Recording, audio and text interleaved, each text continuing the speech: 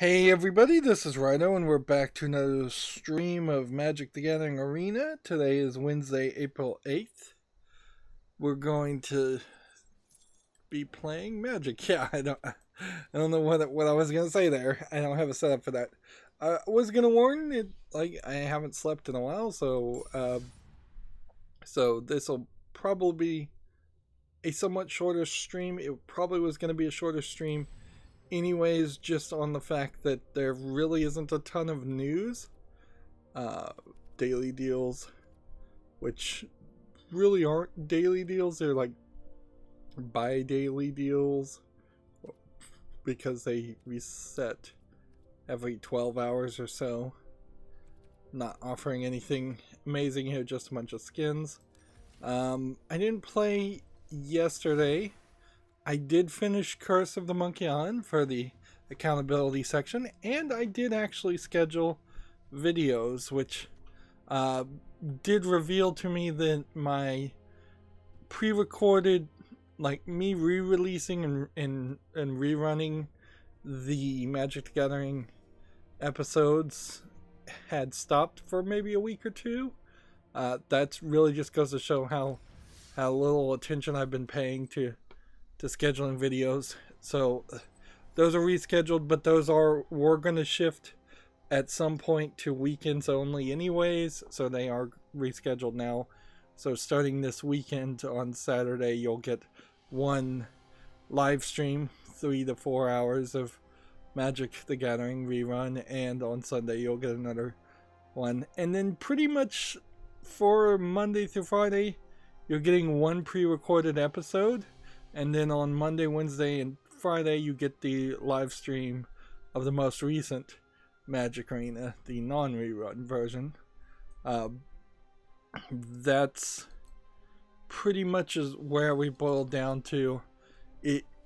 I've just been unmotivated, and then on top of that, I eventually hurt my back, and that became a problem, and then just things keep piling on, and that's probably how it feels for a lot of people these days, and that definitely is how it's felt for a lot of people throughout all of history. So I don't want to whine too much, but yeah, I am kind of down to one pre-recorded footage. I think once I get enough footage to go to October, we'll get back to having maybe 3 things air on Monday, on weekdays. 3 pre-recorded games, because there is just a lot of Halloween horror games to cover, as there always is. And then it'll be a point of reevaluating. I guess we just need to play some blue. And we've got kind of nothing to do with blue. We can either play this mill deck that doesn't work, or this blue and white deck that doesn't work, and that's about it.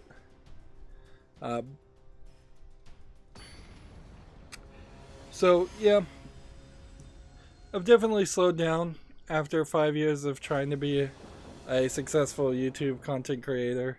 YouTube's changed a lot for the worse in the 5 years that I've been doing it. I started off, I got very hot and heavy on making a lot of content, and there's definitely like over 5,000 videos on my channel to go back and for people to check. But then I just looked at like the copyright claimed videos that I have, of which I don't have a lot, and looked at the total number of views there, and then I looked at like the total number of views I've gotten on any specific one video, and those are all pretty low numbers, with the exception of my best viewed video, which is how they set up OBS and use Hearthstone Deck Tracker, which is a how-to video for a very old version of Hearthstone Deck Tracker and OBS, so it's not relevant at all. And it's a how-to video. It doesn't have anything to do with video game criticism. I just threw it up there. So video gaming has always been the defocused by YouTube. It's pretty obvious. Max is on the chat. He says, hey Max, I see you there. I didn't want to let that sit and be unnoticed. But yeah, I'm just kind of burnt out, and I don't know what would really undo that other than just some major magical success. A ton of steam, I've said it 100 times before, but a ton of steam was pulled out of my engine as once they changed the rules and kicked small YouTube creators out of the partner program.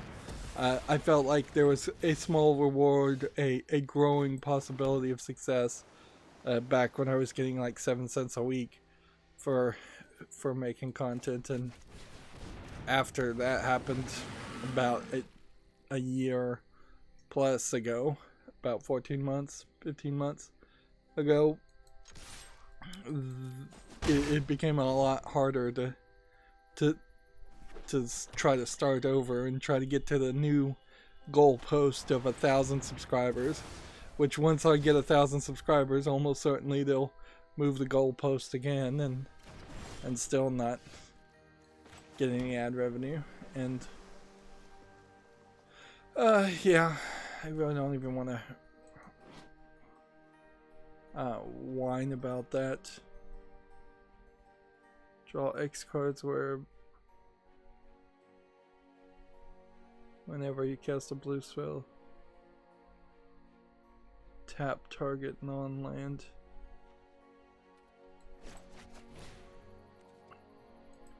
I think I can only pay 1 to play this, and that's gonna draw 1 card.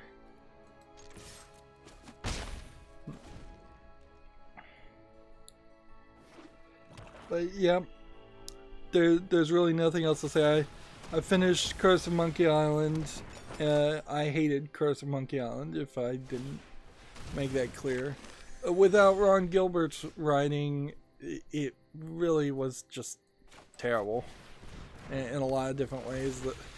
That the puzzles had things wrong with it that are kind of consistently wrong with point and click adventures, particularly old point and click adventure games, where the puzzle solutions are obtuse and they often use crazy moon logic that nobody would possibly know the solution. I had to, on several occasions, 3 or 4, look up the answer as far as what I was supposed to even be doing through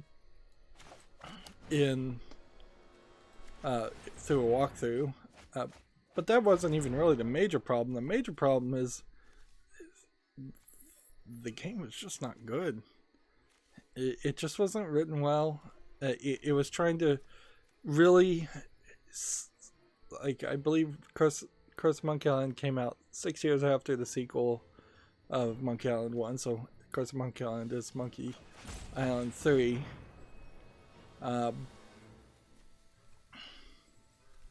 And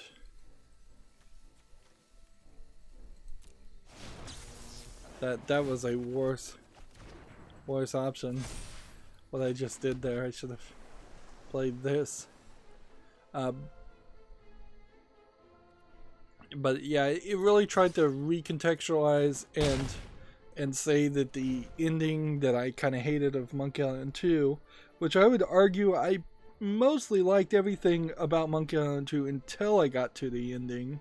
It spent a long part of the last chapter just locking you into a dialogue selection options that would just recontextualize and re-explain everything that had happened in the previous games, making callbacks and throwing out remember berries of the older games instead of doing anything new or different,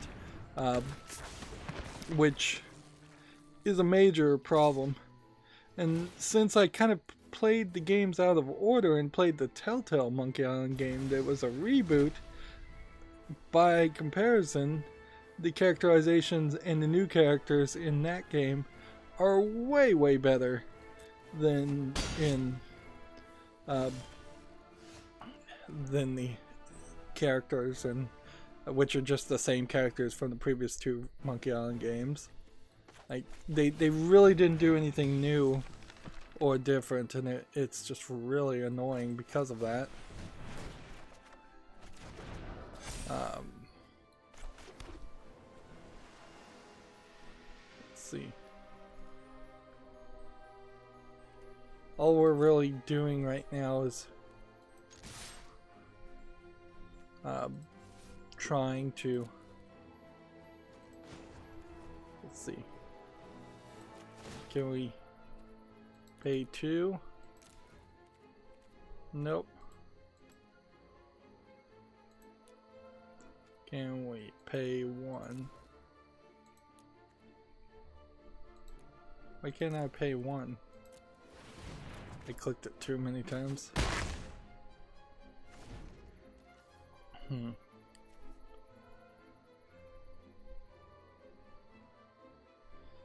Yeah, but it's no wonder that Ron Gilbert wants to buy that. Tweeted that he wanted to buy back the Monkey Island series from now Disney, and that owns LucasArts, and he would reset the game after the first two, which is what he wrote for, and his writing was just way better. And I don't have any special love for Ron Gilbert per se. He's just obviously good at writing point-and-click adventure games, and arguably single-handedly number of cards equal to their hand.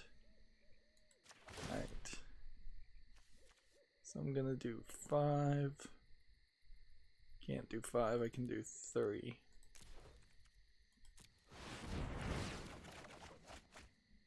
I should have. Wait a minute.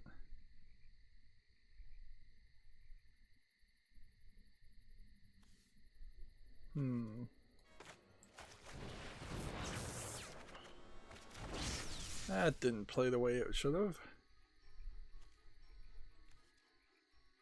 This guy's gonna block me. So I'm gonna do no attack. I don't even know what I'm trying to win, how I'm trying to win here. He's gonna play more flying characters, and I'm gonna be incapable of fixing that problem. In fact, I just helped him by having him draw a bunch of cards, which is the danger of a mill deck that is around the idea of drawing cards. Let's see. If I do this,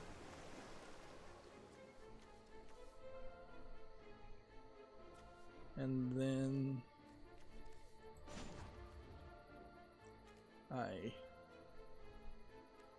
how many cards do I have? 35? There's no way I'm gonna win this.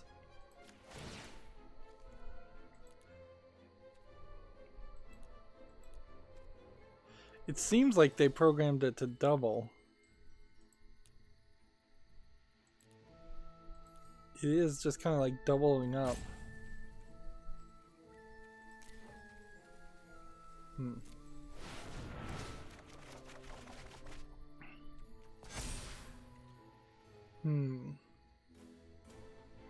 So I could win. I could get past those two, but I can't. Then we're down to 31 to 30. I could have been trying to mill myself, but that wouldn't have worked either. Alright, I guess we at this point should just start going through the news. There's not really going to be any major bit of news. The biggest thing, and this really is a statement more about just how no games have come out, no games are going to be coming out anytime soon, and so there's very little things to talk about. The biggest story that has caught in any fire or attraction is simply the Cooking Mama on the Nintendo eShop appearing and then disappearing, and there being at first accusations that it was a crypto miner. People have decompiled it and said they don't think it's a crypto miner. Now, then there was accusations that it had music directly stolen and ripped from YouTube, which somewhat believable, but still crazy nonetheless. And then I think at the current moment we're at the realm of thinking that it simply was a game that was just so incredibly bad that the owners of the Cooking Mama series are trying to stop it from being sold and pull it from sale, which one would assume that they would have the legal right to do that. And yet it doesn't seem like that is completely guaranteed to be the case. So there definitely are some shenanigans going on around this, but I don't even know if there's enough shenanigans here or enough interest really, since it's a Cooking Mama game, for there to be anywhere as big of a scandal as that they are making it out to be. People are talking about it. It almost certainly wouldn't be the first time that a terrible Cooking Mama game was released on some platform. Usually, I'm fairly certain there was a browser-based Cooking Mama game that was pretty bad, or a cell phone-based Cooking Mama game that was pretty bad. Speaking of cell phone games, I finished playing the clicker Alter Ego. Did everything on that idle clicker that you could do without buying the 3 pieces of DLC. It took less than 22 days, and had I been not using an ad blocker, which would have really ruined the experience quite a bit because it's just so chock full of ads, but had I actually been watching ads, I would have gotten boosts and bonuses that would have taken less time. A really bad experience for an idle clicker game that you might want to play with forever, or might want to be able to paragon and play over and over again. There seems to be really no feature built around doing that. There are 3 endings. Once you get the 3rd true ending, you are pretty much done with the game, or at least you're supposed to be.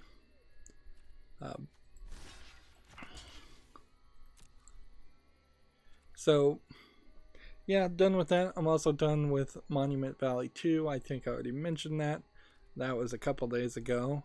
Played all of that, got all the achievements on that, and I am done with replaying Tomb Raider Go. And it does seem like at this point that they have really stopped giving away any games on Steam or cell phones games. I think anybody that was going to make that offer has either decided they're not going to continue to make that offer, or they've already done it, or they're not going to make the offer or they've already done it. Although there is a YouTube channel by Andrew Lloyd Webber called The Show Must Go On that is live streaming Andrew Lloyd Webber musicals. They're doing Jesus Christ Superstar this Friday before Easter. Well, not that Jesus Christ Superstar is a canonical or even particularly Christian depiction of the last days of Christ, but it's a fun presentation. It'll be interesting to see which of the many presentations they decide to stream. NBC is airing the newest made for TV presentation that was made a couple years ago and aired on Fox. They're doing that, I believe, on Saturday on TV. But other Android web musicals are streaming. They seem to be live streaming and not something that you can watch after the fact, which is a weird experience for YouTube. Certainly not something I'm used to, and it's might be a lot closer to the Google Play movies and rentals, which is another thing that they've integrated into YouTube to replace actual YouTube content creators. But it is something worth mentioning and isn't getting anywhere as much coverage as you might think. Just because people are busy, I'm sure. There's really, I don't think any other way to put it. And yeah, that only really applies to people that like musicals. Video games and musicals, I'll quickly mention. Sadly, only a couple of games like that. Like the Double Fine game with Jack Black, Heavy Metal, has a lot of music in it and is kind of a rock opera musical. And then there was another interesting game that was programmed pretty poorly that was a musical that came out several years ago. But that's about it. I think the truth is you have to be particularly good at writing and composing music, and video game music in particular is a great example of music that's not really something you can appreciate as much as you should be able to appreciate. Oops. I did not want to summon that. I wanted to cast its spell. Why did it do that?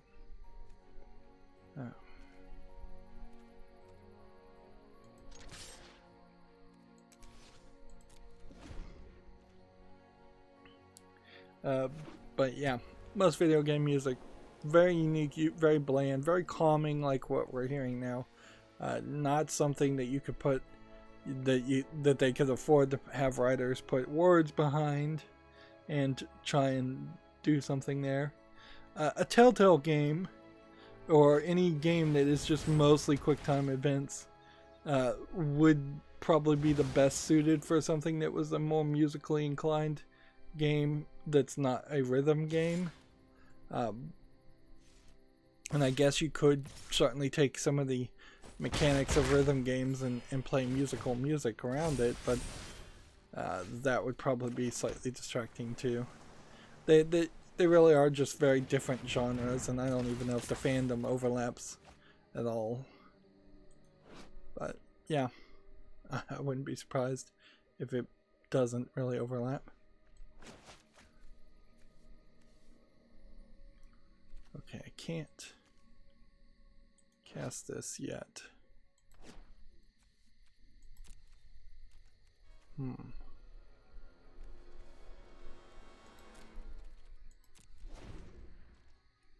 And I'm at 46, he's at 48. Yeah, and I don't have anything else to talk about. The longer and longer all this social isolating goes on, the less and less news happens, and then the less games come out, and we'll have to rethink how we do this whole thing.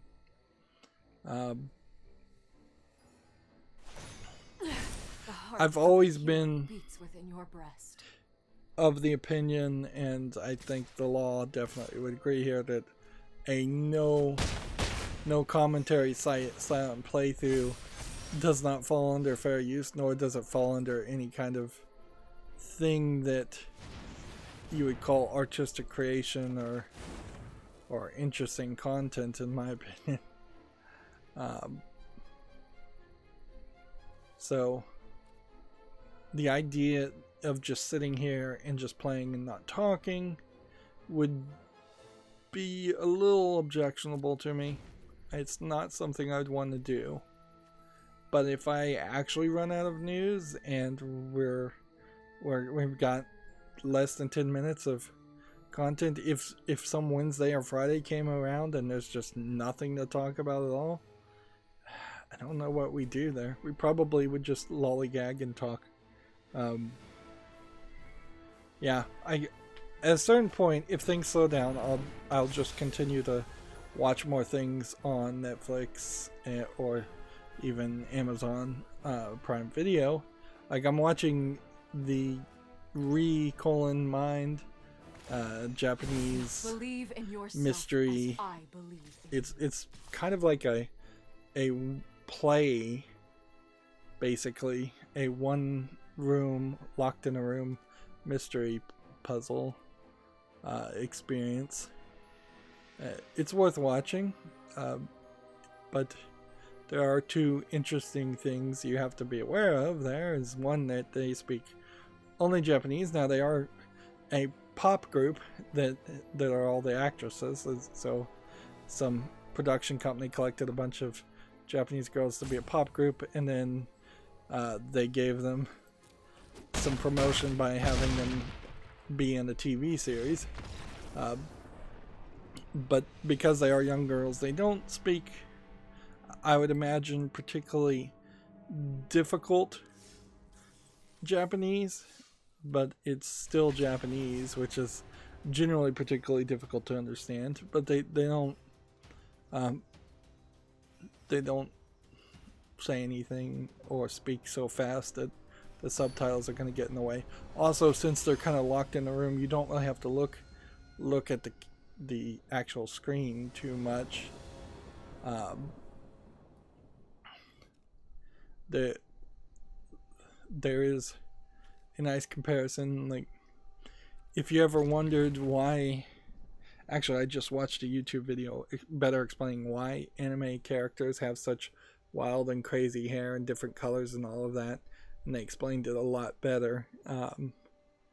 But if you ever wondered what the initial impulse of having characters with wild and crazy colorful hair, looking at every single character from Remind, they all have black hair. They are all Japanese. They are all the same age. It is very, very easy to not know who you're looking at, and they are literally chained to their chairs. So that is a benefit of the viewer, so that they don't walk around and confuse the issue more. But yeah, and I got halfway through rewatching that, and anything I choose to watch twice does kind of speak volumes to the quality of something. I think I already talked about watching The Ledge, which was a Spanish movie, and I recommend watching that too. Also goes to show my viewing style quite a bit, that I'm not mentioning any English shows.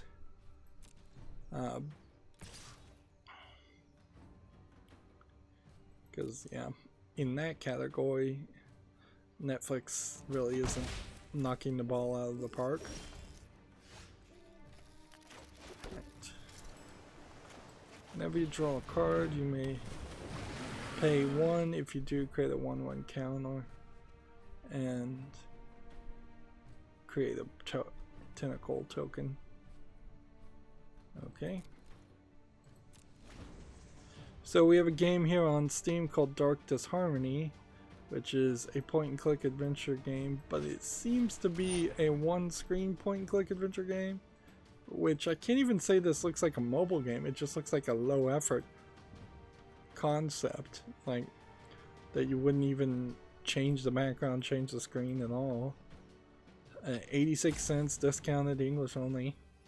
Definitely nothing there to catch anybody's attention. If you were going to have a one screen game, that one screen would have to look particularly enticing. Next we have a game called Knock on the Coffin Lid, which looks like it is maybe a Nordic Slay the Spire Darkest Dungeon type game. Nothing looks wrong here. It's early access.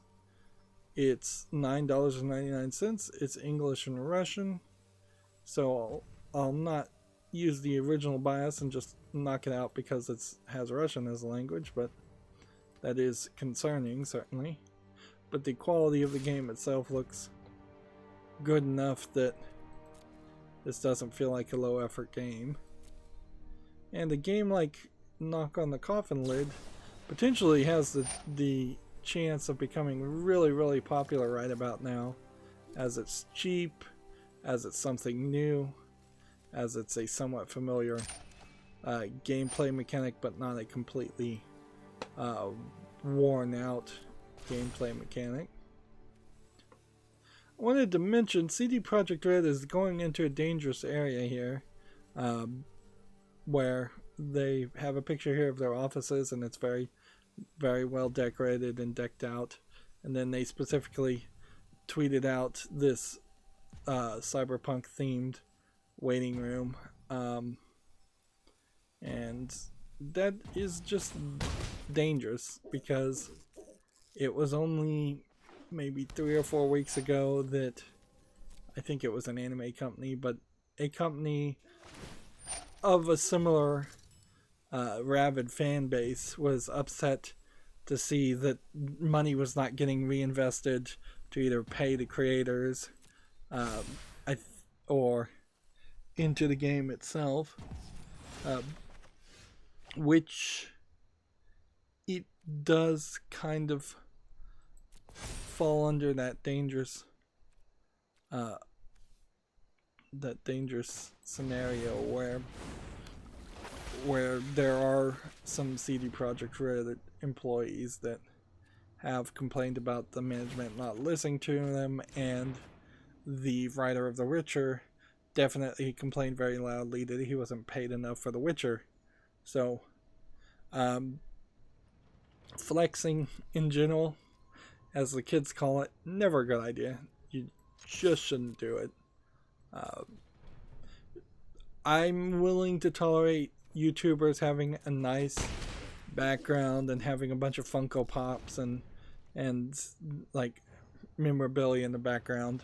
At a certain point, if you've got shelves where it's just stacks on stacks on stacks of things, it's getting a little crazy though.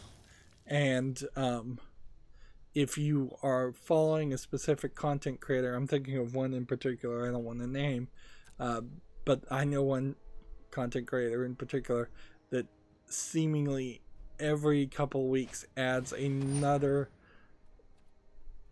not hugely expensive thing, but valuable thing on their shelf. And it's just like, man, you just keep on flexing and you just keep on flexing, and it's like, you're gonna get a backlash from that, certainly.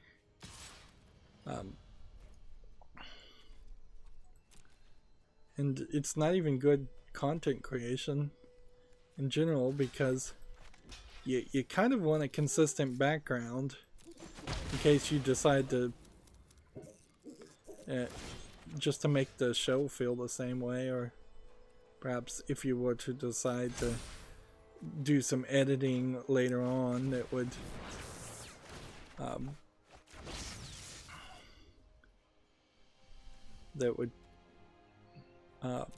require you to edit out the background or something.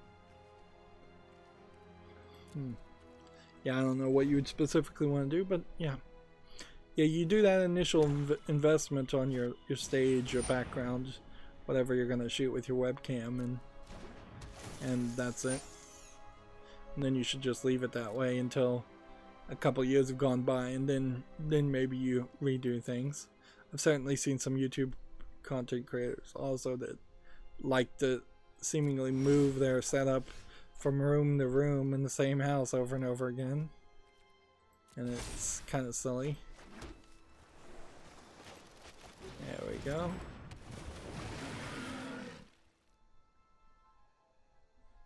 So now whenever I draw a card, this should put a 1/1 on both of these.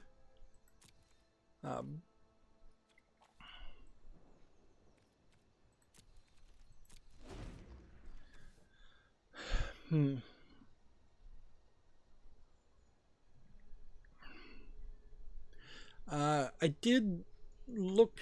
I'm trying to see if I can find a new software that might be might help me make sure things are recording and streaming.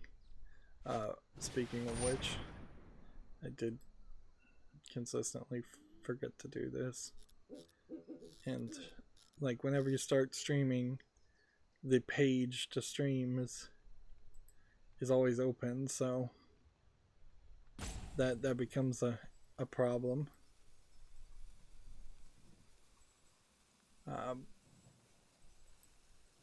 Because it's wasting bandwidth. But yeah, I found in the OBS plugins there is a plugin specifically to help you set up and use iPhones, old iPhones, or your current iPhone, that doesn't really matter, as a camera, which would certainly be useful for people with iPhones. So there's a software out there for Android phones and iPhones to use them using, I think, both using NDI, but even if not using NDI, the Android one still works. So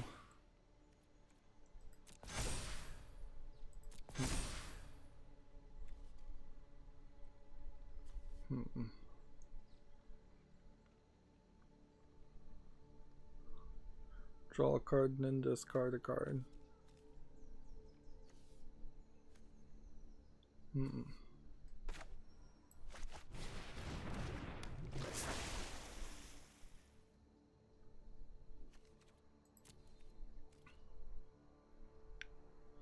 Yeah, so yeah,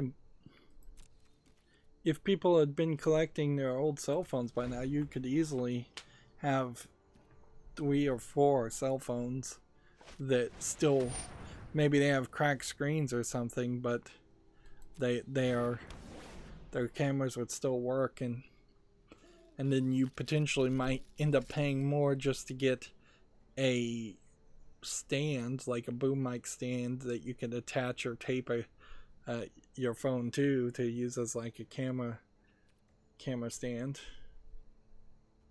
and then just have it plugged in. You could have several cameras going, although you do run into this to a lot of extra work when you start having to color balance multiple cameras, multiple lenses, and quality balance, and try to make it all look the same. There's nothing more annoying. Well, there's a lot of things that are more annoying, but one of the annoying things out there definitely is to have somebody cut to one camera and it look completely different than all the other cameras in the room. And that's why most professionals setups use the exact same cameras and then still have to light balance and do a bunch of extra work to make sure everything works. Moving on, TechRaptor has an article. The Japanese rating board Sero has announced a temporary closure, which, okay, so that means what I had heard is that they were actually sending inspectors to different people's offices instead of the game developers sending their games to Sero's office, I guess for security reasons. That kind of makes sense, and it's not like Japan is a hugely large island, Sero being the Japanese video game reviewing board. But with no Japanese video games being reviewed, it seems highly unlikely that any Japanese-made games are going to come over to the West in an unreviewed fashion or come out earlier than the Japanese fashion. If it's one thing that they're fairly consistent about, they want the Japanese game to come out earlier or at the same time as the Western releases. So that pretty much, as long as their temporary closure lasts, it pretty much kills Japanese made games in a very similar way to the Chinese made games being very much limited based on approval ratings of the Chinese board. It's a slightly different scenario. In theory, Japanese companies could release the games without a zero rating, but they wouldn't want to do that just because of tradition, and I'm sure somebody would be upset if they did that. So that kind of only leads, like, maybe a Korean or Taiwanese or Philippine game company, as far as an Asian game company, maybe an Indian game company to release an incredibly small number of games. But pretty much for the East, I'd say we're as close to a full stop as you might ever get. I'm just gonna kill this guy. He's just gonna try and pull the same trick multiple times, I think.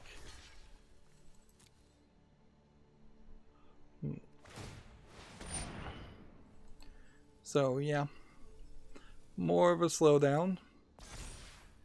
Moving forward, we have a game on Steam called Endless Savagery. I'll probably lose this Hearthstone game. This just looks like a blocky first-person player versus player. It's not first-person, top-down shooter. $2.69, whole bunch of languages. Allegedly full audio support in all of them. So, yeah. Probably gonna lose here, but remember, all we needed to do was play card games, and so that was it. Next, we have a game on Steam called Sophie's Cube, and this may look very familiar. In fairness, this is a single screen white background Unity game, but it does seem like it has taken the concepts of a Rubik's Cube with multiple skins and multiple variants of it and offered probably something more than Hasbro has been able to offer, which I believe owns Rubik's Cubes now. This kind of looks like everything you would want.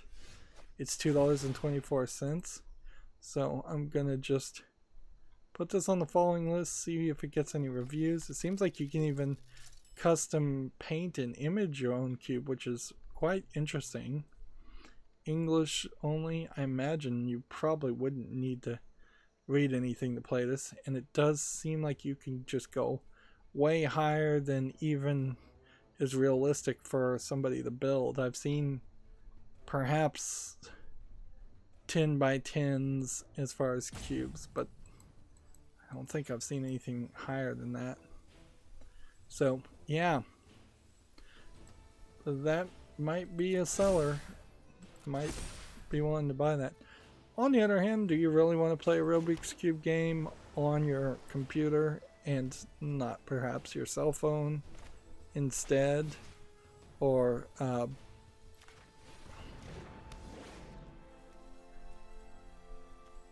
would you prefer something? Would you prefer to just, let's see.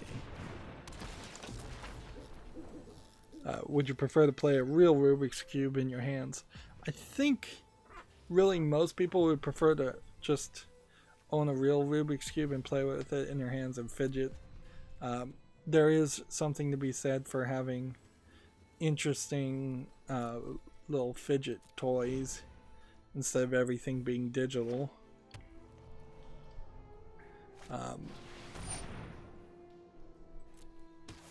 And the price of a real, like, Rubik's Cube is not incredibly expensive unless you're gonna get like the super expensive Kickstarted one that's digital and can tell how you're twisting it and report back to the internet.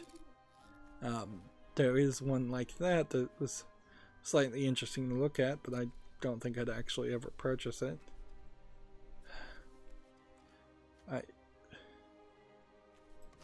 This guy has death touch, but if I don't have enough characters to block him.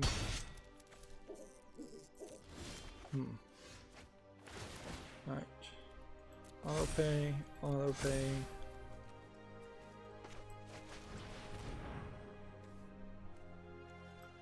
Do that.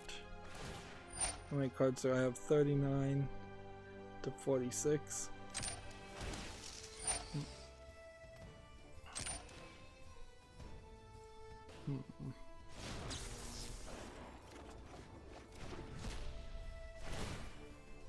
Auto pay, auto pay.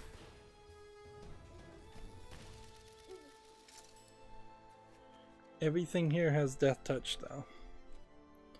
So what I should do is attack with this and then attack with this. But I should do that next turn, just attack with a bunch of those. Yeah, I don't know if there really is a victory scenario here. Next we have on Steam Sakura Girls. It's not a Friday, but here we have anime girls in jigsaw puzzle forms. One assumes that they license these images. We've been seeing a slight slowdown on these low effort games, but not as much as anything else. 69 cents, bunch of languages. Nothing here of real interest.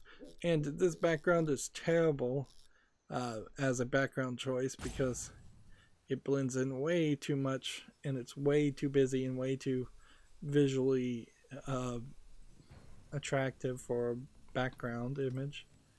The background image should probably be a solid color and dull and not catching of the eye.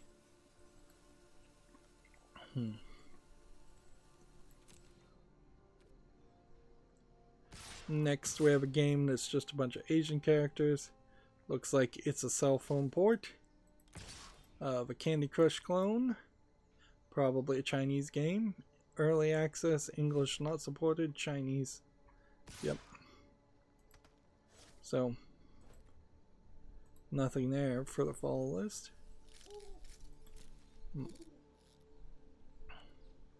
I guess if I got desperate enough and could sit in a chair and not be pained by the act of sitting in a chair, I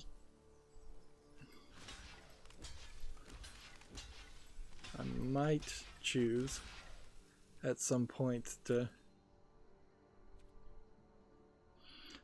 do a follow list cleanup. It really hasn't been 6 months though since the last one. And there's better things I could do with my time. Certainly I could instead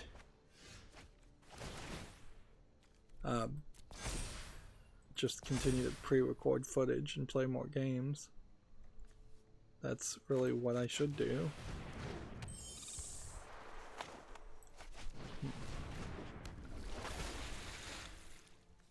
Okay. That was one. We got one guy down. Now we just need to get several more guys down. Let's see. Next we have a game on Steam called The Last Turret, which looks like it's just an asset flip, low polygon space game. Seems like it's probably a tower defense / space game. $3.74 discounted, English only, nothing there. Again. Let's see.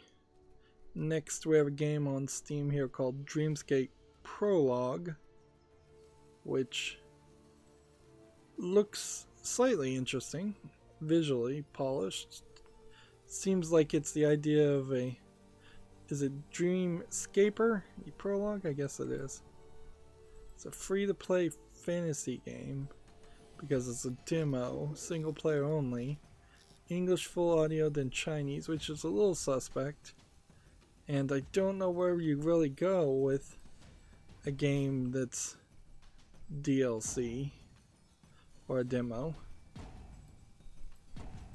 All they're really showing you is 3 or 4 areas though, also, so this is a potential just low effort rogue-like game where you dream, it puts you in a random area, you fight some enemies, you eventually get defeated, then you wake up and then repeat. They're calling it an RPG game, but yeah, if you assume that most of these scenes are just small little roads that enemies pop up and you have to fight, that would be pretty dull.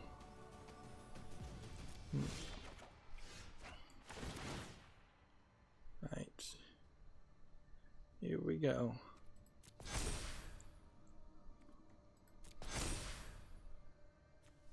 This guy could buff him up, buff up his character.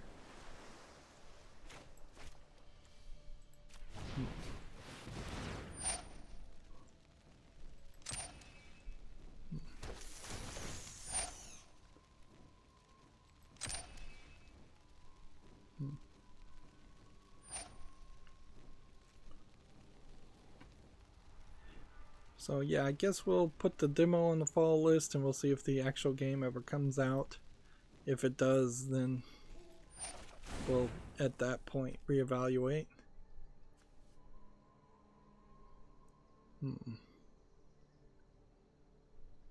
36 to 44. Okay.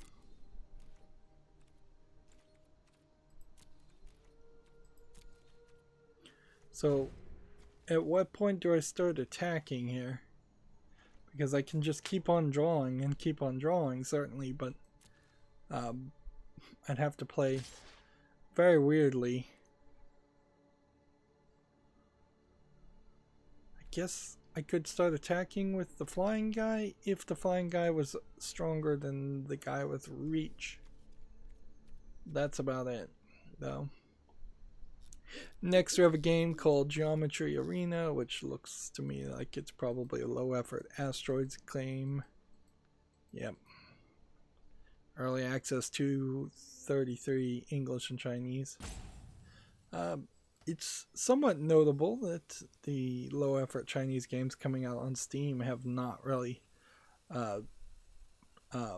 changed much. I assume that's because these games were already developed, or they were being developed by a single person in their bedroom anyways, so there wasn't any real slowdown there. These low effort games that show up on Steam don't seem like they are going through that Chinese approval process or trying to actually be sold in China. They very well may have been games that have already been sold in China for years, and they're just now slowly getting released to the rest of the world, much to the dismay of anybody who actually wants to play a good game. I should have probably blocked him with one guy, come to think of it.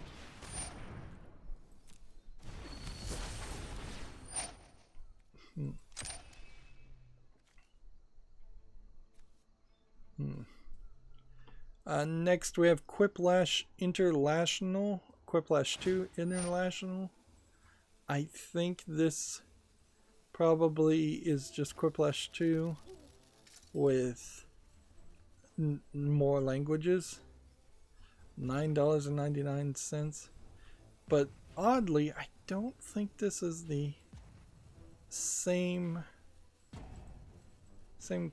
Let's see if we can find Quiplash 2 listed otherwise. Seems like, yeah. Either there's never been a solo Quiplash game, which is very possible, because they have been doing these Jackbox party packs as developers, Jackbox Games, which oddly they don't even have the older games. Oh, because I already own them. Hide ignored games, hide items in my inventory. Yeah, the You Don't Know Jack games are there. Hide items in my wish list. Unfortunately, yeah, Quiplash I already own. Alright, so. But it doesn't seem like there is a Quiplash 2. Let's see.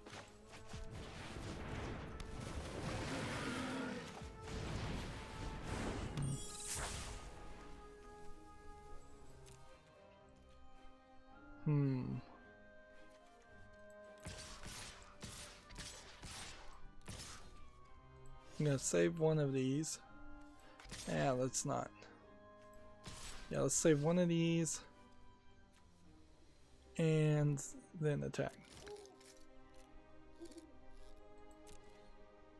And see what he wants to do with that. 5 attackers. Will he block any of them at all?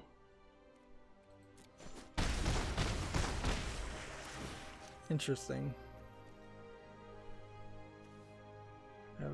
Might as well.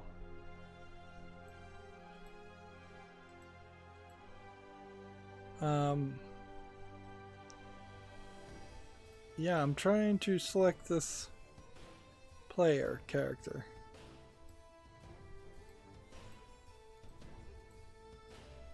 It says target a player, and nowhere can I click.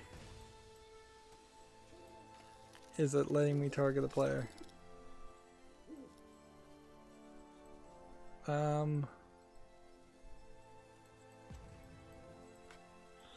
It's just not working on either. Wow. Magic Arena screwing the pooch yet again.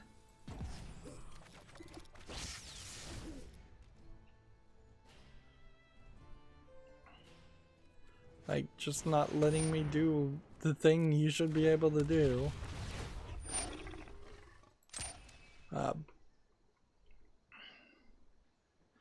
Yeah, I was gonna cover a lot of the You Don't Know Jack series, which is single player, and then all the other Jackbox party packs require friends.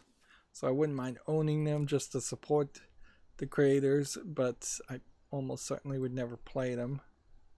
So they're hardly high priority games.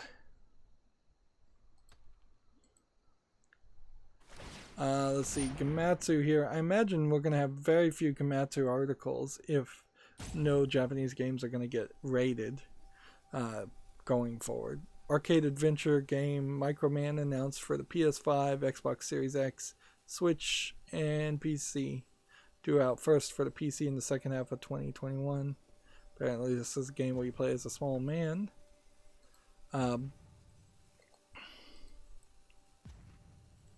There's, I believe, a rumor out there that Xbox One X's, I think they have been either run out of those or they have decided to stop with those because like it seems like there's lesser of those available right now. One would assume because they're anticipating a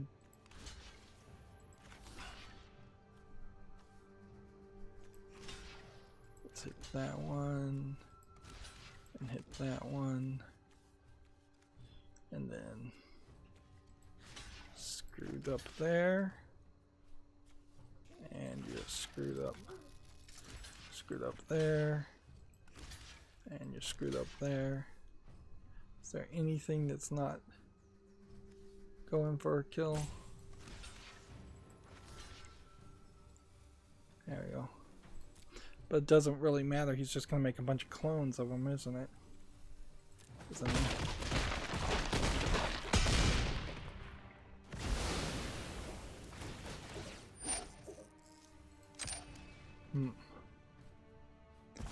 So yeah,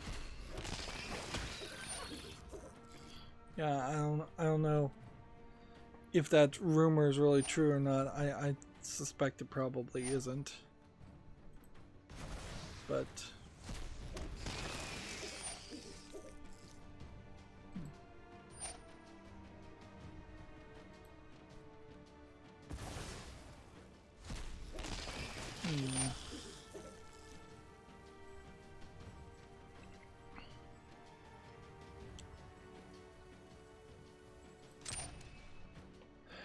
yeah, sorry, I'm going quiet there. I was trying to get my ad blocker to stop YouTube videos from popping up these scrolling recommendations.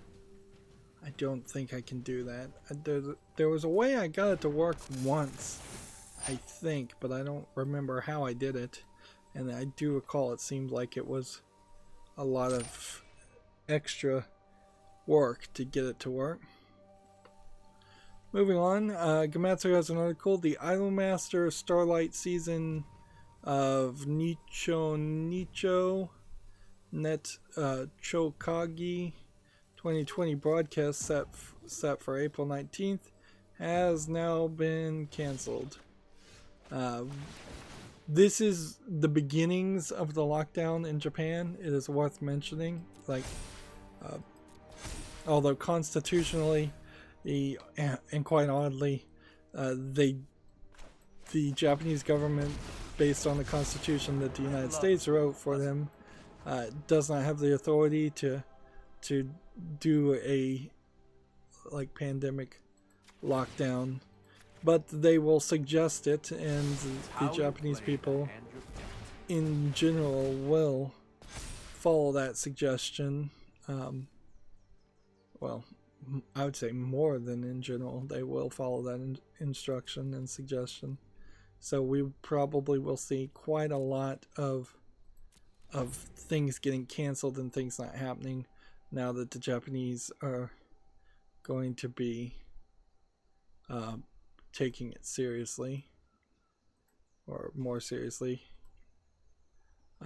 And certainly with their population being increasingly elderly, they really can't afford to lose a large amount of their population.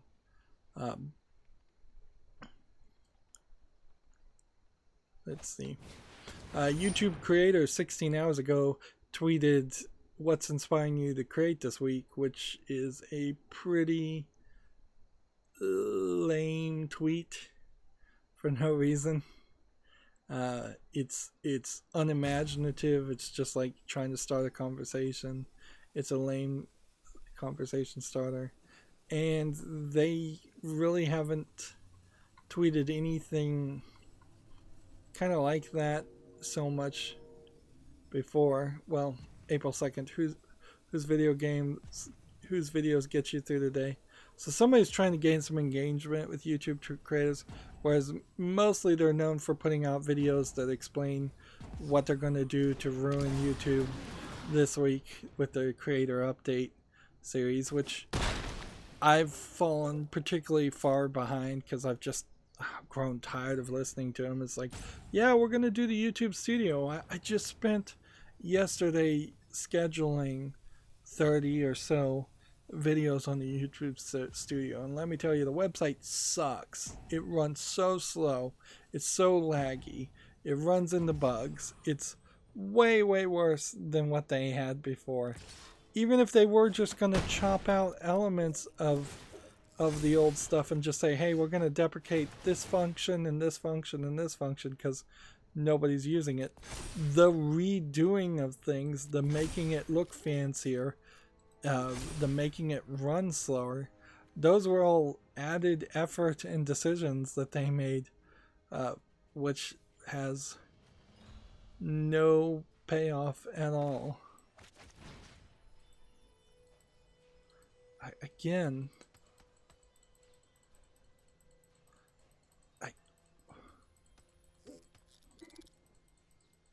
seriously, game. What am I supposed to be clicking to select a character?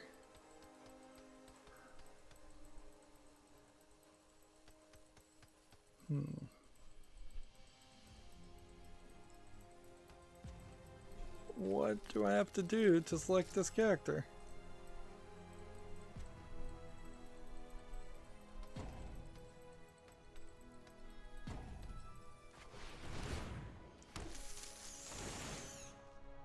I have to wait till the timer and the timeout runs before I can just do what I want to do. And that moved me to the next phase, which is not what I wanted to do. I literally cannot play the game. I literally cannot play the game because there's now this new bug. Like, they fix one bug and then they just put in a different bug. It's so ridiculous. Just gonna go around the edges of this guy.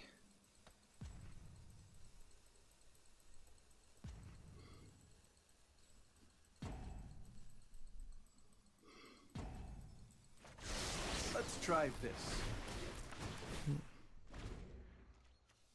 It's so bad. Moving on, Gamma Sutra has an article designing around panic in the Walking Dead Saints and Sinners. Why they're talking about the Walking Dead Saints and Sinners, which is the VR Walking Dead game that was good, not to be confused with the Walking Dead game that was not good that came out about a year ago. In all fairness, this is definitely not new, so I can only assume that they had nothing better to write about. It's not even the standard Gamma Sutra. We're going to retweet about an old article. Maybe they pulled out their VR headsets to play Half-Life Alexa, which, take note, nobody is talking about Half-Life Alex. Not Alexa. Oops. Yeah, nobody's talking about Half-Life Alex. It was, from what I hear, too short and maybe a little too simplistic a game, particularly if you took the VR elements out. So yeah, I think it was good. I think it was short and sweet. I don't think, just by the looks of it, that you're going to you saved or you in any way saved the VR industry.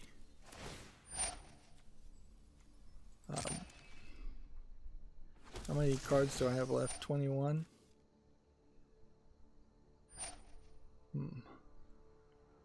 Yeah. With that one game, I don't think they saved the VR industry or pushed it forward so that it could actually be viable.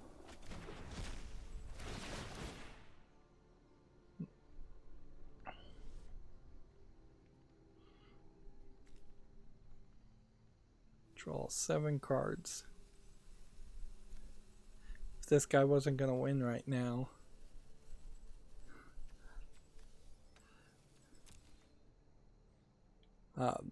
Moving on, TechRaptor has an article. Valve shares Artifact 2.0 placeholder art and plans. Although that is really teasing just the relaunch and reboot of Artifact, isn't it? That is something that I don't think people can really abide. Like, the idea that Valve is going to get a do-over and be able to try to have a secondary hype cycle for Artifact and just start over again. I don't think so, no. I mean, I may talk about their announcements and whatever things they tease, but it all is going to be in the category and in the mentality of they failed once and they more than likely will fail a second time. DraftSim, which is the website that synchronizes with the untapped.gg app that does the decks on the sides. They have had an article here that probably would have helped me before I played that Arena Cube had I read it. Let's see. I don't know. I haven't seen this where people just take, I guess, terrible cards and bend them around to make a cube. Let's see. None of these cards seemed like they were in the cube. Let's see. So this might have explained it a lot better to me. Top archetypes: 3 to 5 color, good stuff bombs control, a green ramp, a red white aggro, and then some sample decks being posted here. Like some things here that probably would have helped me. I don't know if that would have really in any way affected my experience with the cube. It still sounds like there was a high chance of failure with the cube. Like, here's a complete card list, and I don't know if all these cards were offered to me. No, I definitely know all these cards weren't offered to me. I was not offered that many white cards at all. So somehow in the cube I got a random selection subset of a larger kind of random selection subset of cards, and that probably doomed me. I'm fairly certain we didn't have that as a card to play.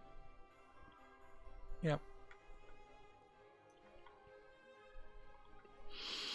In general, I would think the cube idea, look as I'm scrolling through cards here, the cube idea might work in Magic Arena, but it's got to basically be free. I think what you do is you have Brawl playable all the time. You have Cube come out on Wednesdays, and then playable all the time. But a new cube come out all the not Brawl. Brawl's the wrong phrase.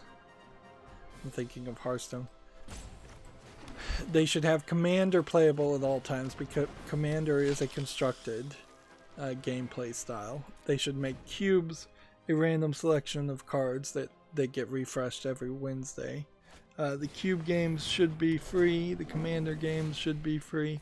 I think Magic in particular should be cheaper and more generous than Hearthstone, not less generous. Heck, even if they were the same levels of generosity as Hearthstone, that would be a major improvement as far as Magic is concerned, because Magic is super greedy even in the digital format. I'd even play with ads, frankly. If they just wanted to put ads up and be way more generous with the cards and the golds and the gems, because of that, I would be willing to even do that. Although I would probably still ad block at that point and not show those ads on my streams, just in an effort alone to prevent content ID claims. Which, yeah, my most recent content ID claim was from Lego, showing off the commercial, which shouldn't be copyrightable, showing off the new Mario Lego sets that are soon to come out, I believe.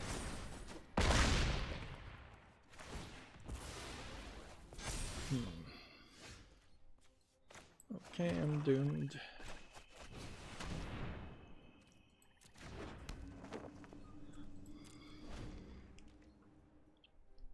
Moving on, Gamasutra Infinity Ward team has a tactical multiplayer designer position in Woodland Hills, California. Why those are still hiring, I don't know. When all of California seems to be in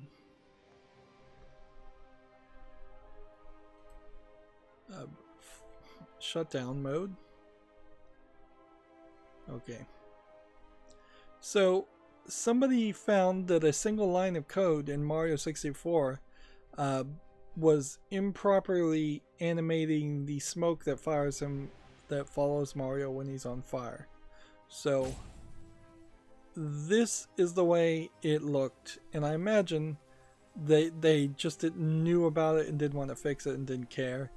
This is the way I believe it looked originally, and with the one line of code fix, this is the way it was supposed to look. Now, arguably, on a standard N64 in some weird scenario, I wouldn't be surprised if this rendered worse or took up more GPU, CPU power than they were willing to let it than this did, because this is kind of a solid black object texture, whereas this is more of a transparent texture.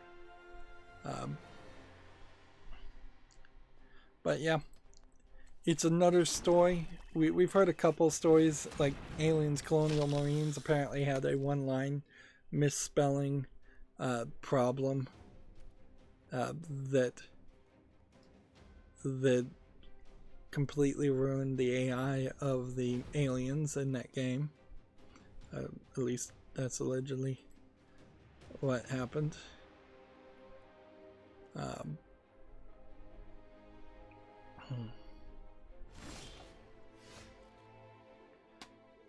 What does that really mean for the average person? Not much. I mean, you'd really just have to hack your ROM to fix it, and it's such a small fix. And if you are going to get into ROM hacking, there's a lot more interesting things by adding new code you could do with Mario 64 than fixing the smoke or fixing one little problem here and there. Let's see. Max says, I'm gonna head out. See ya. Okay, Max, thanks for sticking around. Alright, we're about to win if we can pull this off. Can we get an early win against 30? Here we go. Take that. Do that. Kill that guy. Do that. Do that. And attack here. TechRaptor has an article. Konami officially denies Silent Hill rumors. I thought they did that 2 or 3 weeks ago. On top of this, there are rumors of Resident Evil 8 coming out and being in development. They're coming out in like a year. Apparently it's going to be called Resident Evil Village. I haven't seen a lot about it though. And these are just kind of rumors. I think it's going to bring back Chris Redfield. I don't think the guy from Resident Evil 4 is ever coming back. What is his name? I don't think that's Chris. Chris is from 5. And I think he was in 6 too.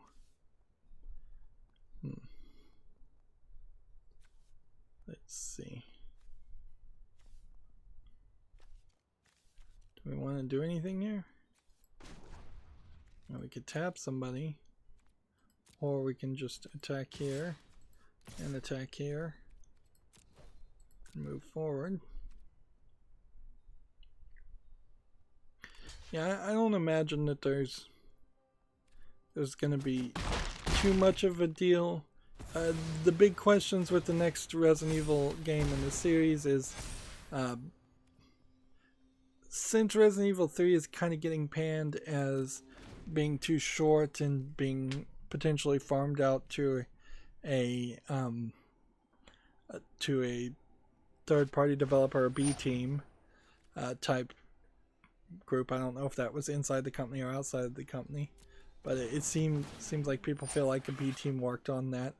That might be the bad Resident Evil game for a while, and if Resident Evil Resistance and Resident Evil 3 Remake is the bad game, then Capcom has majorly improved as far as the bad Resident Evil games, and that gives a little bit of hope that the good game might be the Resident Evil 8 will continue the path of being a good game. It should be. If anything, the remake of 2 and 3 should have given them plenty of time to make sure Resident Evil 8 is a good one. But yeah, there is also a concern. I shouldn't have played that. There's a concern here that since it was an American Western team that worked on Resident Evil 7, if the Japanese teams take the reins again and they turn out something that's bland and repetitive, and we get something like Resident Evil 6 or even 5, that's not going to be good enough. And I think 7 was the kind of reboot of the gameplay style, so I don't think another reboot of the style or a return to form, either one of those is going to really be appreciated. We kind of want to continue with the gameplay style that was in 7. So there's definitely some hurdles that they could get tripped up on making Resident Evil 8. But I think they're in a decent position to make the game good, as long as they actually try and take the right lessons from 7. Hopefully they're smart enough to realize that the DLC parts of Resident Evil 7 that nobody really played, that were more like the Japanese, I think the Japanese teams made those weren't as well received. And I kind of wouldn't be upset if the main game and the main story was the Western team, and then the silly crazy stuff like the DLC in 7 was just the Japanese teams. Like there might be some synergy there. Things like mercenary mode in Resident Evil 4 certainly weren't the major element that brought people into playing Resident Evil 4 even particularly liked, but I kind of appreciated that they existed, or that it did exist. And at a certain point, yeah, Resident Evil does just get silly, because you have potentially infinite upgraded guns that kill zombies in one hit. We got it. So no reason to lollygag around this.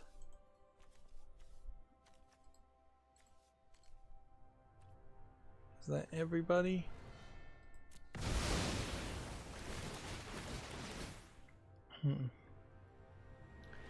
Let's see. Next we have a game on Steam called Skin and Bones, which looks like a low effort platforming game. Yep. Nothing interesting there. $3.99 discounted. That's too expensive also. Yep. So I'm not going to put that on the fall list. And we have about 20 more articles.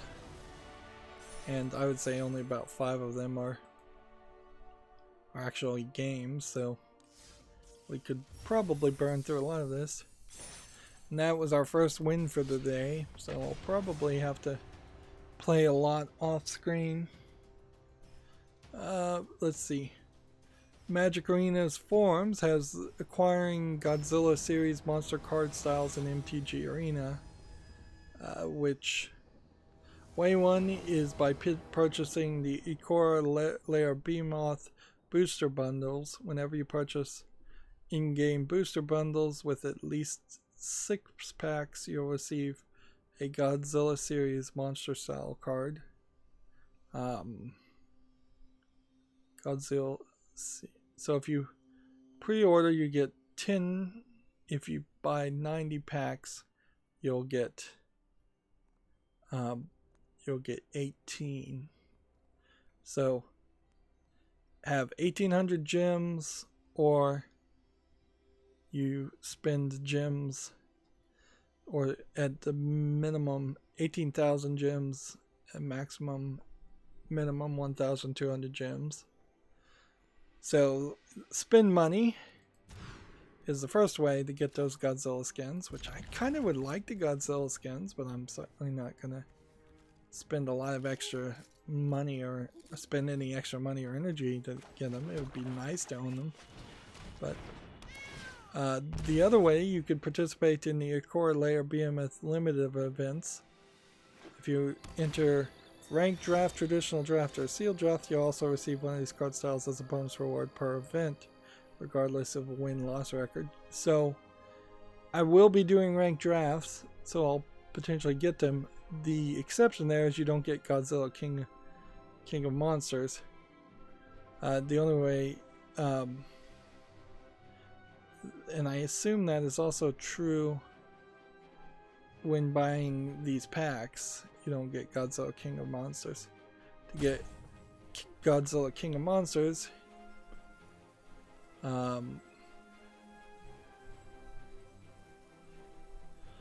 you have to buy real world cards, it seems.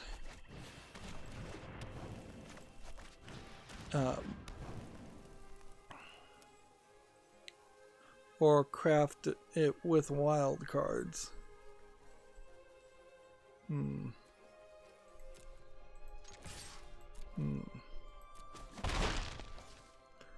Wait, so you can craft the skin of a card using wild cards. You'll need to search for Zolith Strength Incarnate because that's technically the actual name of the card. And that's the weird thing about all these Godzilla series skins, is that they're for other cards under different names. It's a real crazy idea.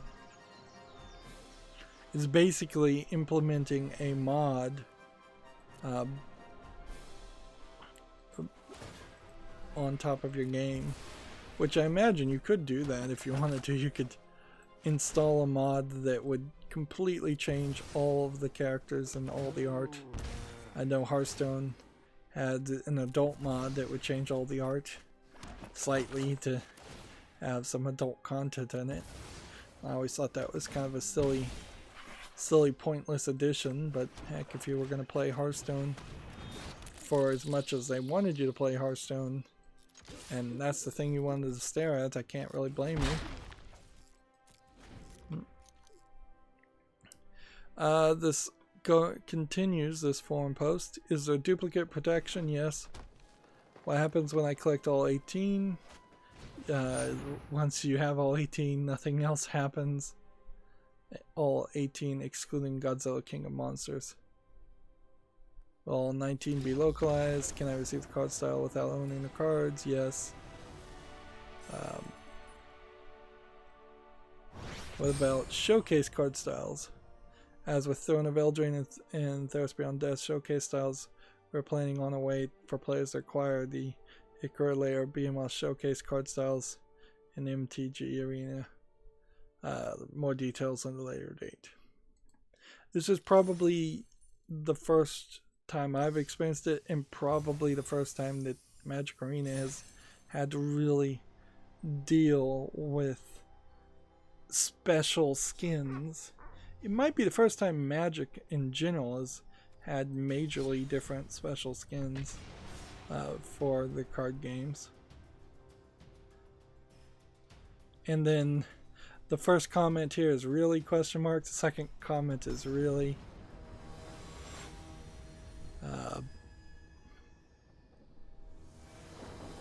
So yeah,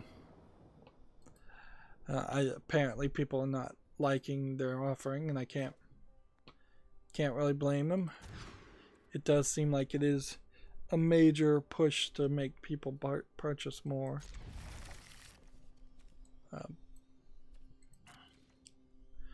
Tech Raptor has that article I talked about. Cookstar music reportedly ripped from Cooking Mama. Cookstar music reportedly ripped from YouTube. And other oddities data mined.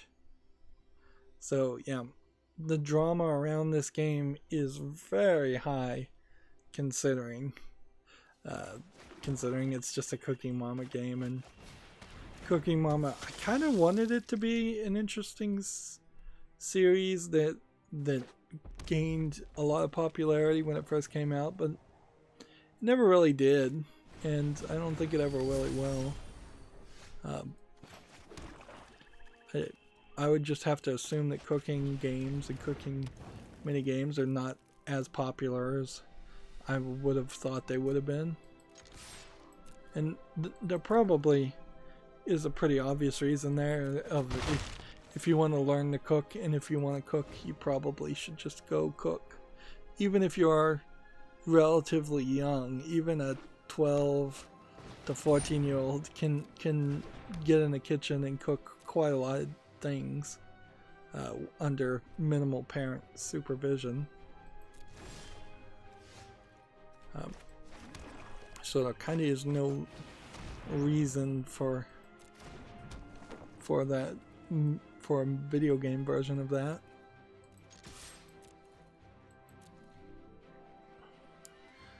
Moving on, Gamasutra has an article. Analgesic has open sourced its Zelda-like adventure game Anodyne, which is interesting.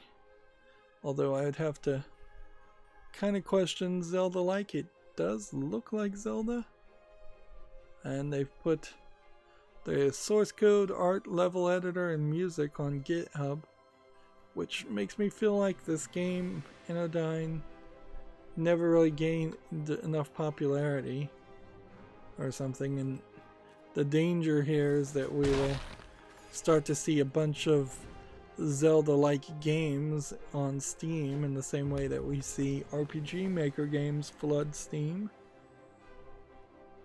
Speaking of flooding Steam, Rethink Evolved 4 is out. This guy makes several games under the Rethink brand. Rethink and then Rethink Evolved, which they kind of look like they're Portal laser games, and they kind of look like they're somewhat decently done, but he does have a dangerously large number of games that he's sold, but it's not like he's putting out something every week or so. If we look at his entire listing here, let's see. The weird thing, I think, is the naming scheme is that the thing that really kills him. Kills his credibility somewhat.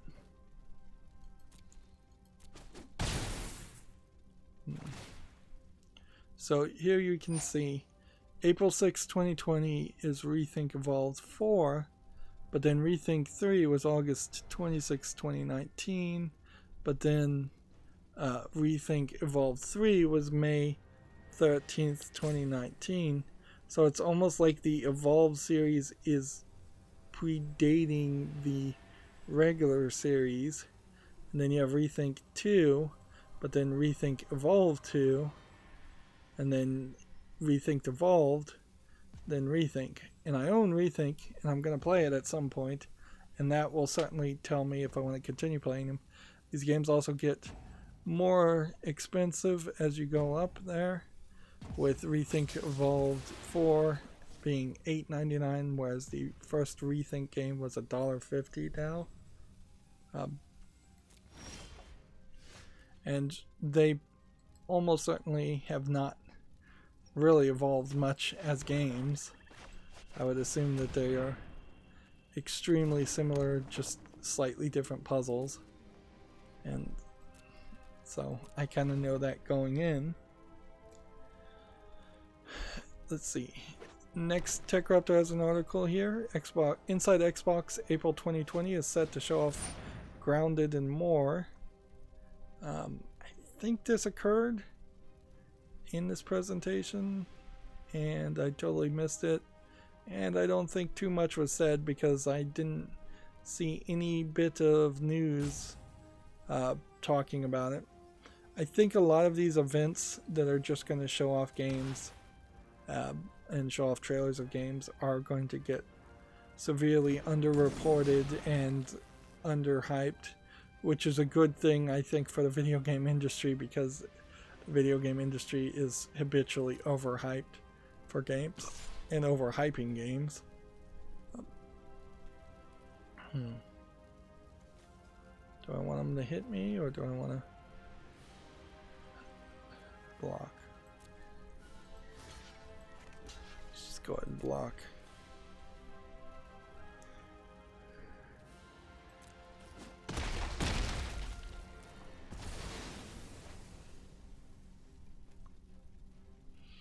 Alright, we're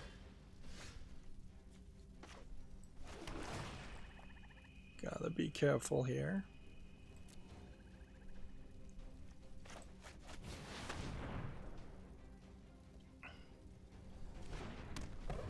Play this.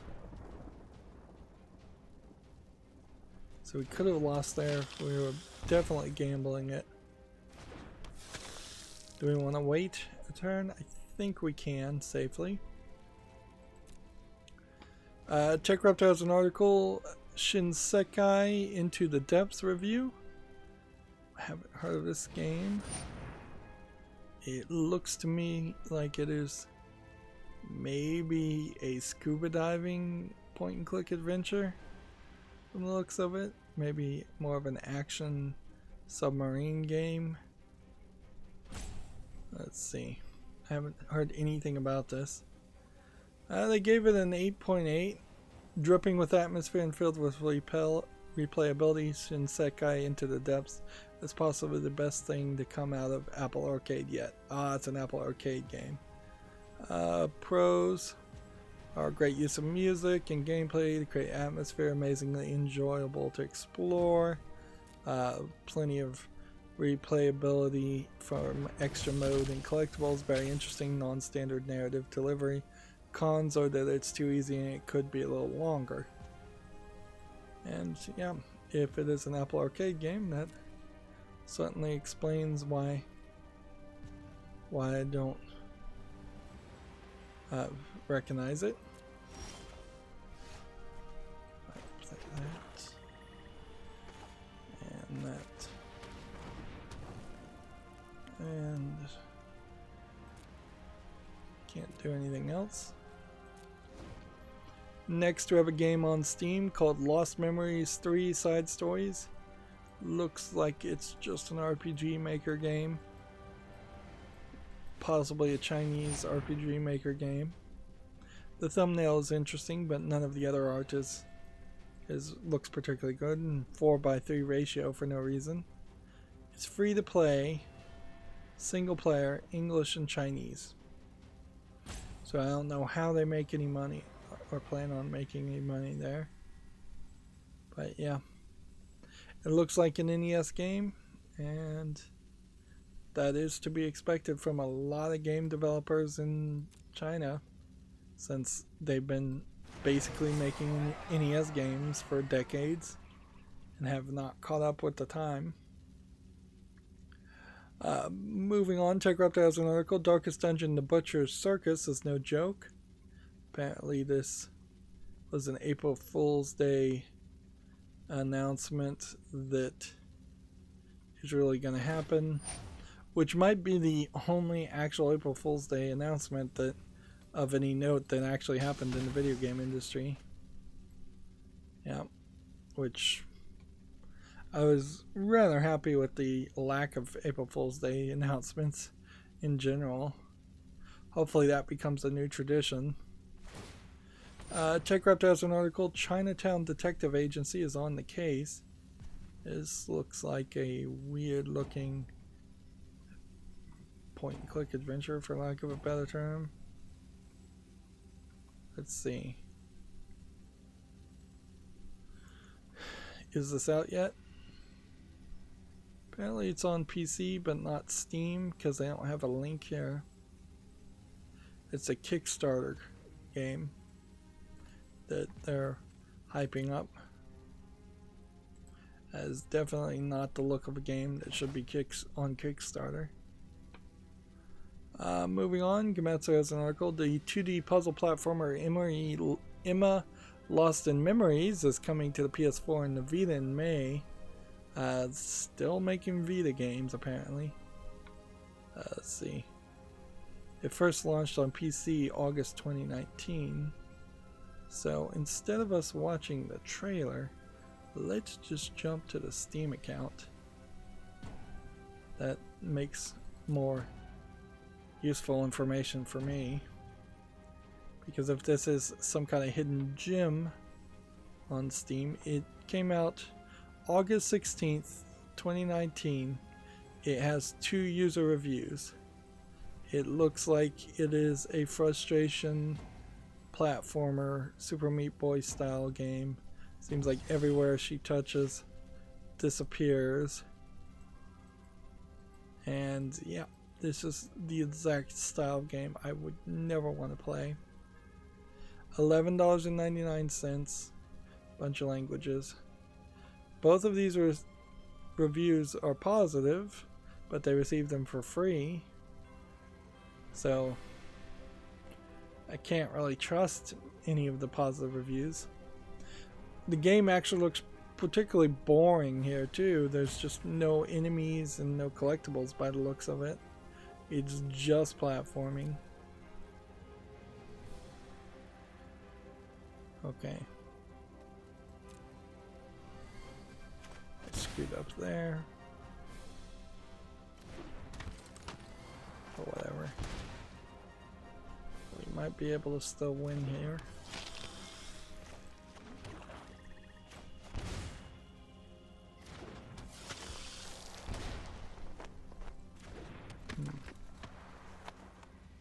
Okay.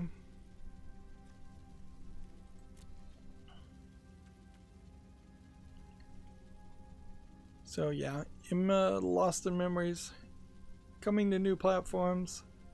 Not really worth owning on those new platforms by the looks of the Steam version.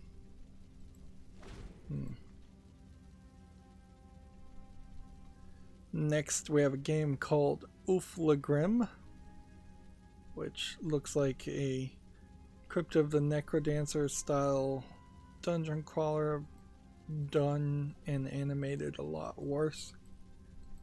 Yeah. $6.79 discounted, English only. Nothing there.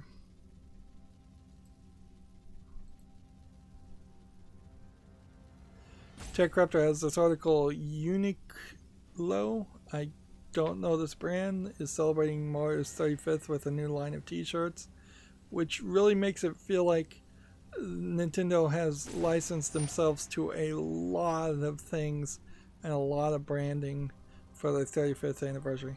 Maybe that is how Lego finally got them to let them do a set, is also because of that.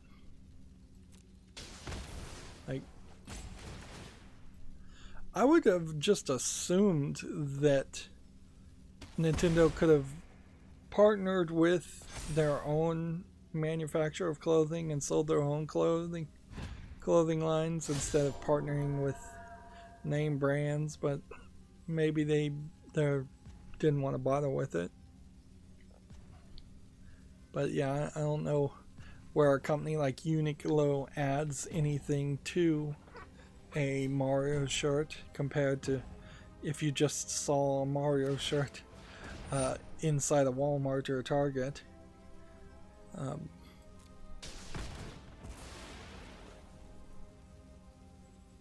Moving on, Gamatsu has an article. Ishigami no Kazuna is now available in Japan. Characters from the Osamu Tezuka works transformed into beautiful girls. I've heard of Osamu Tezuka. I can't remember though what series he would have been from though. And I don't know what this would represent. I doubt this game is coming to the West. I'd love if it was, but I doubt it, really. Would. Although, if anything has a chance of coming to the West, I would say cell phone games have a higher chance than most. OpenCritic has an article here that Last of Us Part 2 has been removed from the PlayStation Store. Part of the argument I think that's happening is not only can they not sell the games inside of the physical versions of Last of Us inside of like GameStops that are supposed to be shut down because they're not essential.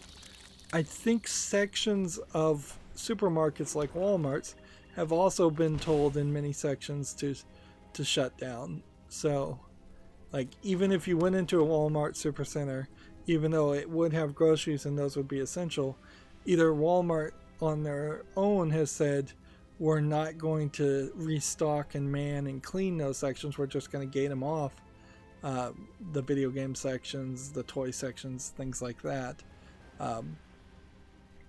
Or they've been told to gate those sections off and not man them. Either one of those is fairly believable. What's not believable is I actually have victory here. I am surprised by that.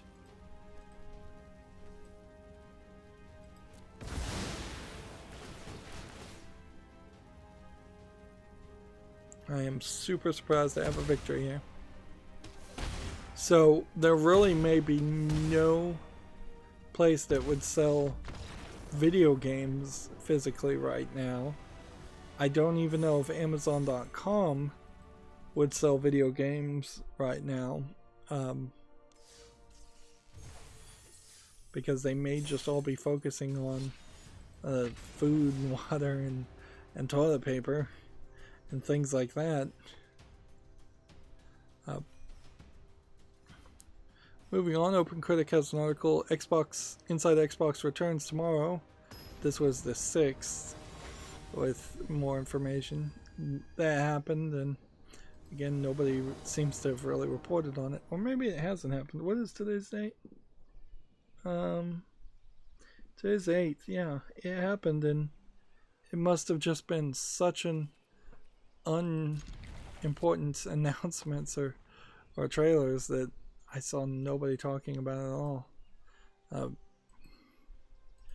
I heard more people talking about this hot take somebody had, complaining that Jill Valentine in Resident Evil 3 was vulnerable and violence could be enacted upon her in the same way that violence can be enacted upon any character, any protagonist or character in a video game.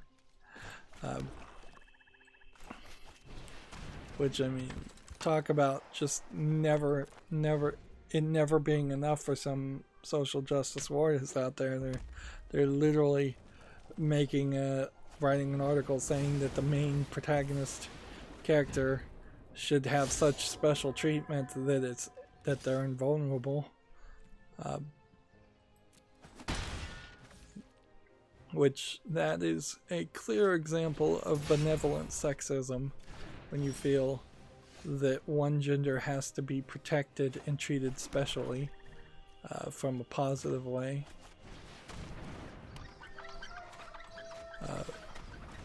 Or from a perceived positive perspective.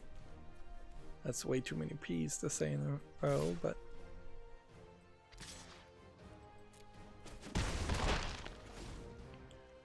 Moving on, Gamma Sutra has an article. There's a blog here for game discoverability, to demo or to not demo. I would argue to not demo on Steam in particular. Here they have a paragraph, the separate Steam demo explosion continues.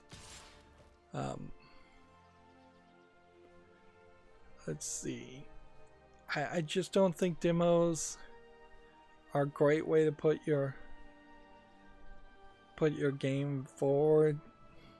I don't think it really matters. Even right now, when people are probably rather antsy about spending money, I doubt that the concept or idea is running into people's heads that they could go and play a bunch of demos on Steam. Instead, they would rather just play their backlog, I imagine, on Steam.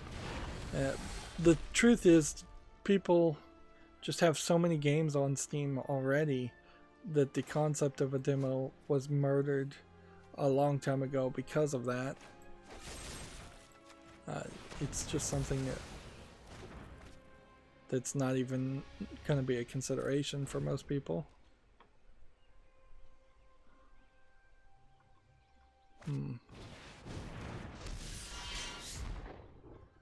Like, on top of Last of Us and Iron Man VR being delayed, they've automatically refunded everybody who pre-ordered those games, which is an admittance that they don't expect this delay to be a week or two. They expect it to be a lot longer. And I think that is the right way to go, is to expect a month to 6 months, like maybe all the way to the end of the year or longer.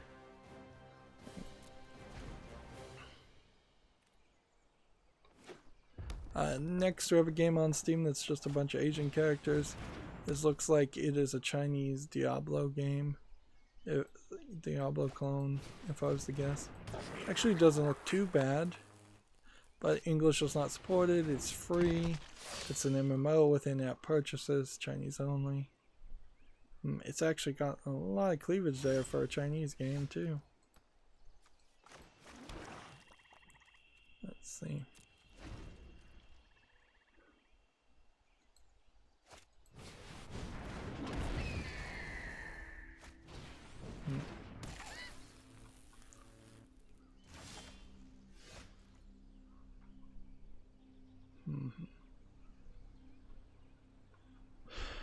Let's see. PlayStation's new controller was announced, and people seem to be memeing on it pretty hard. I imagine they won't all be in white. I've seen people complain about the secondary L2 triggers potentially being in the wrong places, and the touchscreen still is pretty big and 2 buttons here. It looks fine. It looks like they're not changing too much. The biggest thing I would complain about would be that it being all white, because I imagine very quickly that's going to get rather dirty.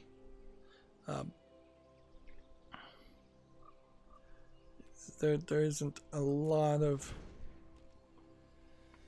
like interesting things here. I could say these buttons look like they are oddly further apart than these D-pad unconnected buttons are, and this is not really capable of 8-way directionality, so some fighting game enthusiasts are not going to like that controller. The touchscreen probably doesn't need to be diagonally like that. I don't think that's ever going to have any use. As much as I like symmetry, I don't think that the left stick should be here.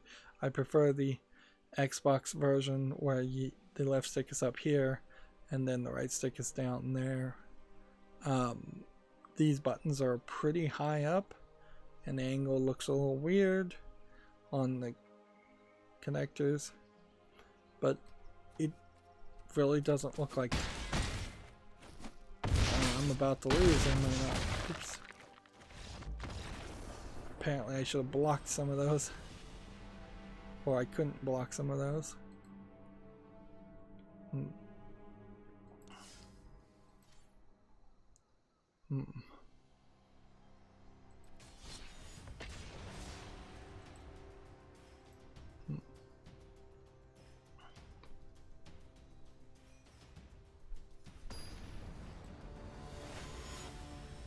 Games Radar has an article here that apparently there's a Disco Elysium Switch port currently in development. Okay. Well, we'll take that as true. That seems believable. Gamma Sutra has an article. Phil Spencer says launch price will be, quote, critical to the success of the Xbox Series X. I would totally agree with that. That being said, I almost assume that the launch price will still be incredibly expensive. And I don't know how you get the launch price down any lower. Really.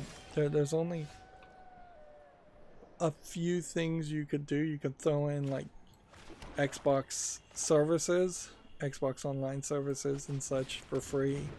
And that might make the price seem a little bit more attractive without actually lowering the price. But I think you only get one controller when you get the game anyways. Get a console. I don't think you get two controllers ever with the Xbox. Unless there was some special bundle. So I don't know what they could really cheap out on that. Not include an HDMI cord. That'll save maybe $5 at most.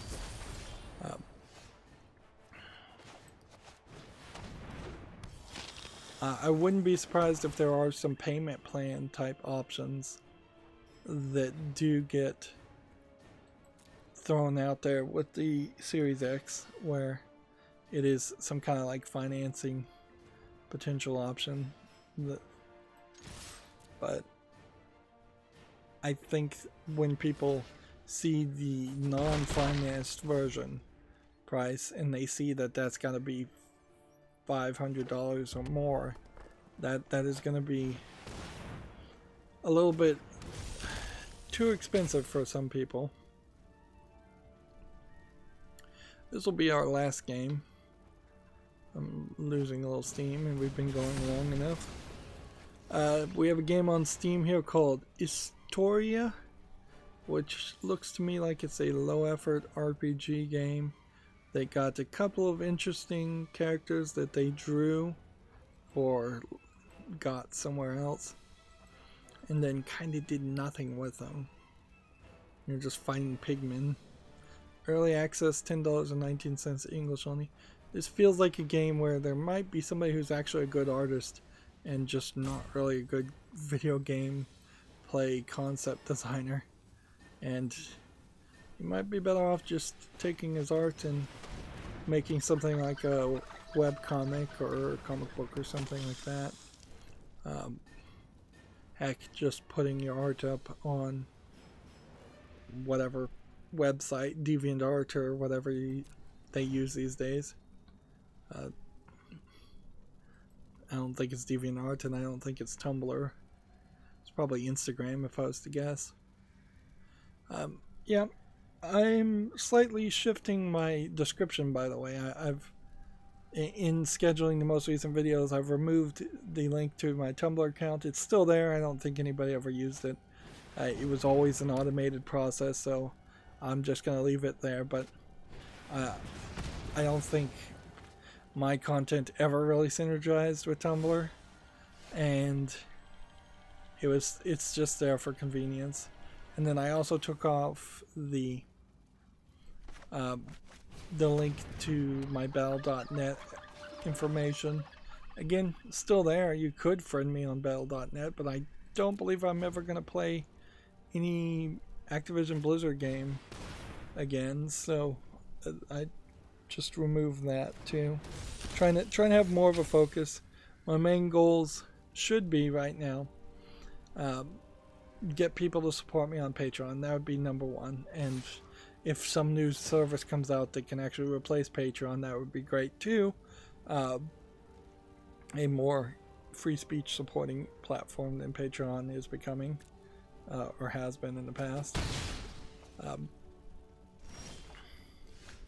But yeah, just trying to get people to either follow me on Facebook or Twitter, or yeah, I'd say my priority is probably Twitter, but I don't mind people following me on Facebook either. And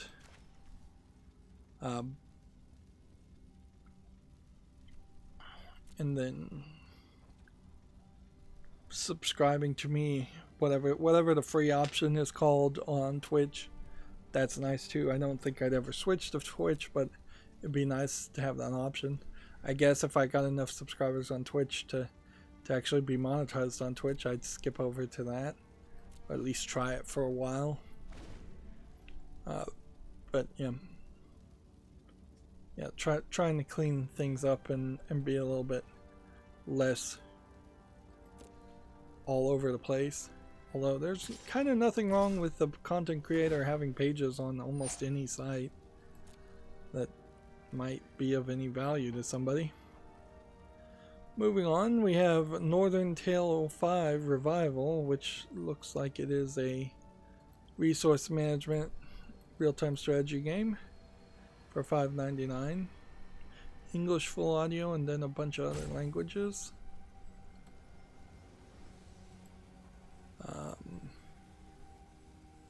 Komatsu has an article here. The action RPG Eternal Radiance launches for PC via Steam Early Access April 19th.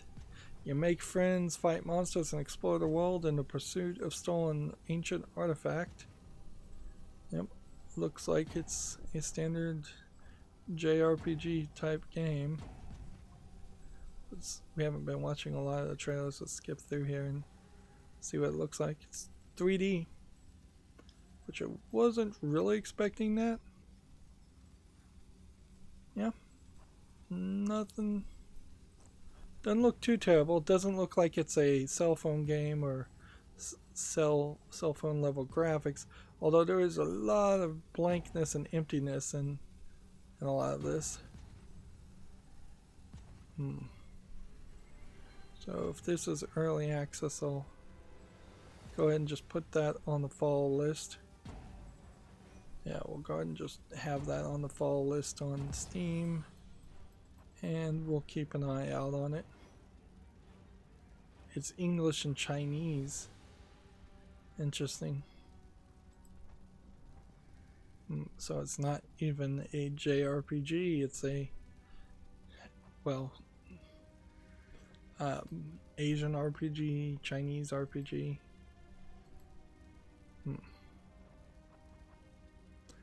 Next, we have a game on Steam called Notrif 112 Die Feuerwehr Simulator Showroom. This seems to me like it is a German language emergency services vehicle simulator, but it doesn't seem like there's much of a game. It's just highlighting 3D models of some emergency service vehicles.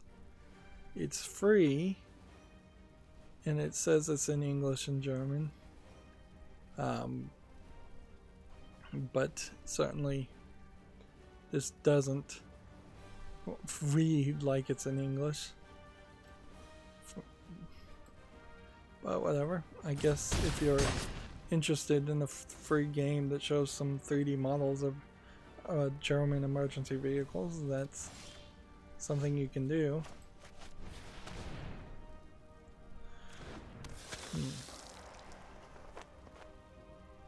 Next, we have a game on Steam called Thrillgate, which looks like it is a point-and-click adventure game. Looks pretty ugly. Looks a little low effort. But I am a sucker for point-and-click adventure games, so I'm going to put it on the fall list anyways. $10.79 discounted, English and Italian. That price is too high for what I'm seeing here. It really is. But I'll leave it. I'll leave it. Again, I am way too much of a sucker for point-and-click adventure games. Let's see. Gamatsu has an article. Xbox Game Pass adds Journey to the Savage Planet, Alvestia Chronicles, and more in April. I have no idea what Alvestia Chronicles is. See, Nier Automata Become as Gods Edition would be way more interesting as a Games Pass thing to mention.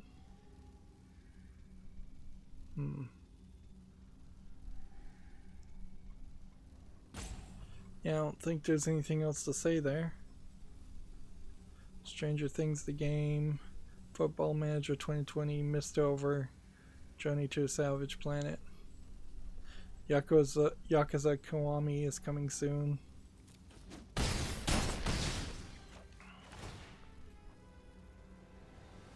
Gamasutra has a job listing for Remedy Entertainment, a gameplay designer in Espoo, Finland.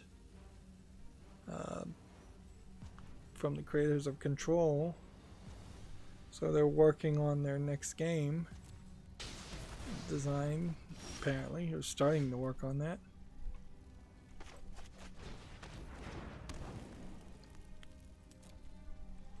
No, I'm just gonna pass and let this go. Gamatsu has the PS5 DualSense controller revealed.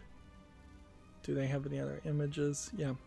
There's complaints here that these triggers, since the controller is sitting on these, you could easily bump the controller and hit the buttons. Apparently that is a issue currently. And I don't really have a lot of other things to show or say there. Yeah.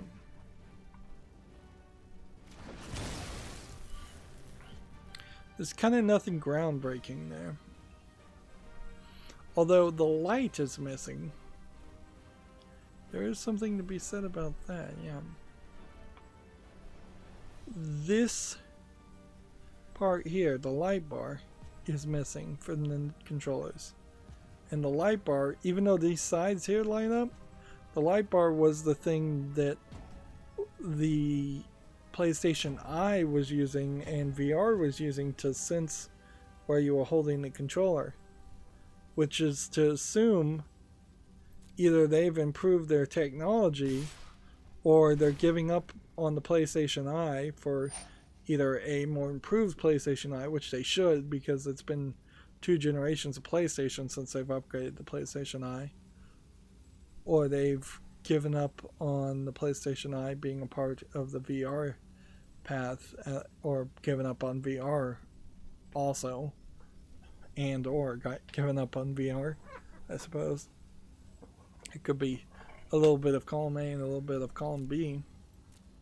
But yeah, without that light bar, the controller is no longer usable on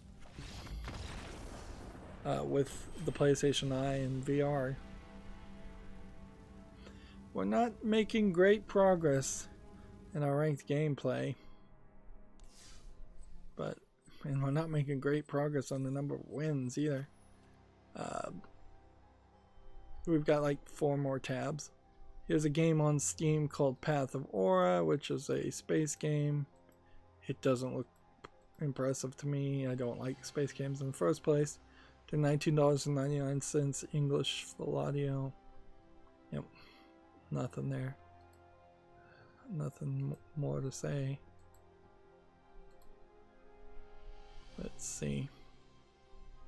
And then we have a game called Down the Hole, which immediately by the looks of it looks like it's just a garbage game by somebody who doesn't even know how to make their perspective look good. This is a terrible angle to depict a game. $8.49 discounted English full audio. And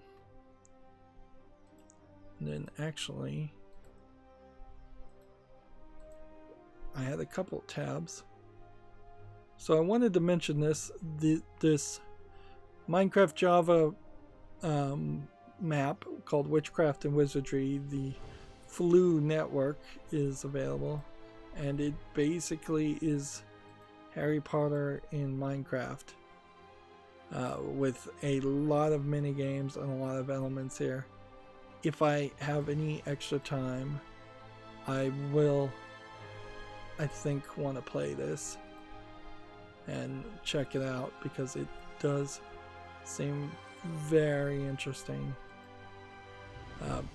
and very well designed. Like, that is a lot of design for Minecraft, and it, so yeah, that's rather impressive.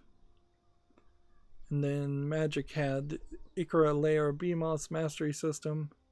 The new Mastery Pass will up to 30 booster packs, 5 Mastery Orbs, which give you card styles. Interesting. If you're only getting 5 orbs, that is way less orbs than previous Masteries. When you purchase the Mastery Pass, you also earn the Ikora Cub, an avatar called Luca, Coppercoat, Outcast, sleeves and cards, and booster packs. I don't know what half of these even stand for. Theros Beyond Death. Is that what THB stands for?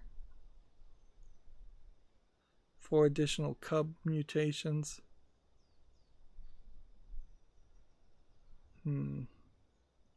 So it seems like this pass will give you a different experience than what previous passes, previous masteries offered. Like, if there are only 5 of these, that has considerably less orbs. And since they're giving away the skins in a different way, I imagine you're going to have considerably less skins also popping up.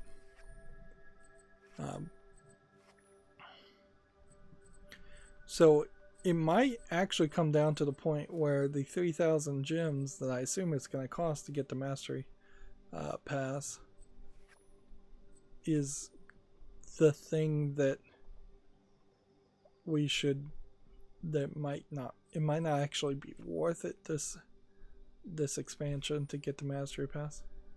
This is weird too, because it says completed 1, and I don't know what that means. Like, even if the completed at the bottom doesn't have anything to do with the number 1, what does the number 1 mean? Yeah, that doesn't make any sense, because we are at level 104. It stopped at level 90. I have no idea. And see, if we go in the collection, we don't even have any new cards to really show off, because we haven't been winning enough to get enough experience to go any further. Alright, so then that brings us to the Humble Bundle and my Twitter feed, and let's see if there's any new bundles. I suspect not. Apparently there's a Stardock strategy bundle. 3 of the bundles are ending relatively quickly, so we may have some new bundles on Wednesday. Let's see. Stardock Strategy Bundle has Sorcerer King Rivals, Dead Man's Draw, Galactic Civilizations, Star Control. All these games were under disputed ownership at some point last year. I guess that got cleared up. $13 to get a bunch of games, a bunch of space games. That was not particularly interesting to me. And then that brings me to my Twitter feeds. Let's see. Gamasutra has a Valve's breakdown of Steam launch earnings, says success is on the rise. Which of course Valve would say that. Let's see. World of Tanks Blitz offers real moon property with new mode. Is that like moon rocks they're giving away? Let's see. Observer System Redux announced next gen reveal set for April 16. So a sequel to Observer.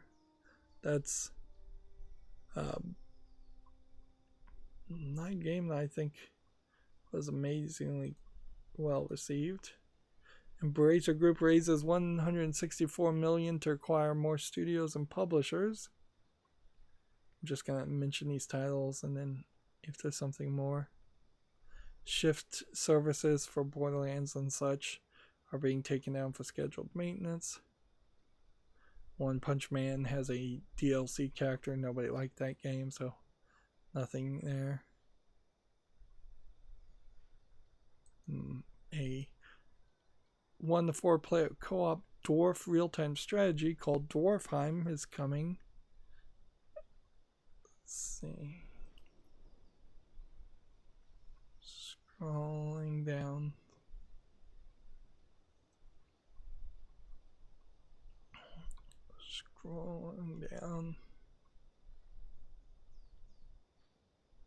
Trying to see if there's any bit of news. Like, it's so slow, I really don't even need to be looking at my Twitter feed. I could just end the stream right now and it probably would be perfectly fine because it's not like we're going to have a major amount of new bits of information to report on Friday even. It's just going to be incredibly slow, which is great for me. It gives me a lot of time to goof off, recover.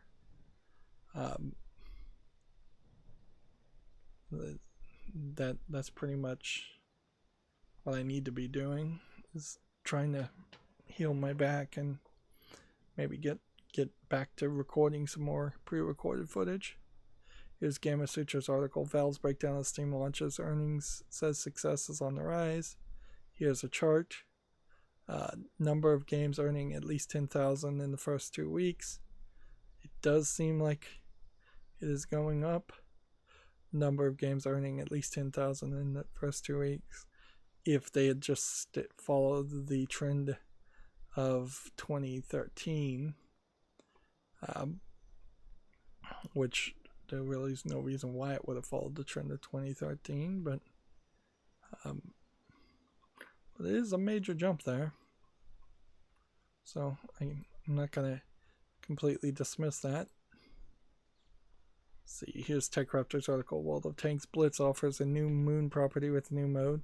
I don't think I'd want to play World of Tanks even if they were going to give away moon rocks. Maybe I'm misunderstanding.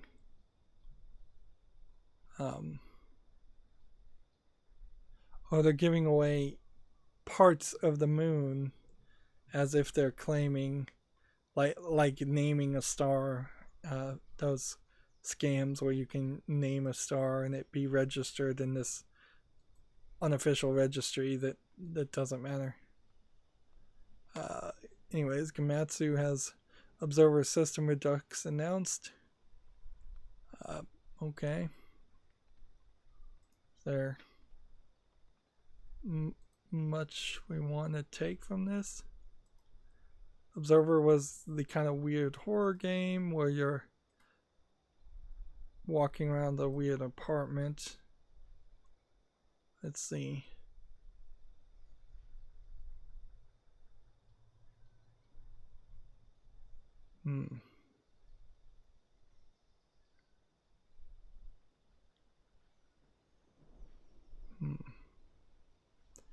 It doesn't seem like it's just a remake of the old game, though.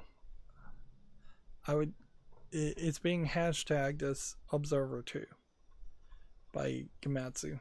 Yeah. I wanted to double check that. Here's Gamma Sutra Embracer Group raises $164 million. Embracer Group is the parent company of THQ Nordic, so yeah, THQ Nordic effectively is going to be trying to acquire more companies. We pretty much could have assumed that. Here's Dwarfheim, a 1-4 co-op game. I kind of might be into this idea if you were going to go with like a Warcraft type game, Warcraft 1, not World of Warcraft type clone. There might be something in that idea, something, some bit of nostalgia I could get out from that. Here we have a game called Humanity on Steam, which is just an asset flip first person shooter game with some aliens. Actually, it does have a little bit more polish to it, so I'm gonna put it on the fall list. I'm being too generous, definitely, but. And then for our final article, we have TechRaptor give a royal welcome to Final Fantasy XIV Save the Queen patch, which adds new quests, items, and more. I believe there was a queen in Final Fantasy XIV, if I recall correctly, and it's weird that they're still patching in content to that game, trying to improve upon it. Alright, well, that's going to be it for this stream. As always, I ask you to like, share, subscribe, comment, and watch every second of my videos because that helps me with YouTube. If you want a friend to follow me on any social media sites, there's a bunch of links down below. And if you want to support me further, there's a link to Patreon, or you can friend me on Steam and get the big game off my wishlist. Thank you for watching. Have a good evening.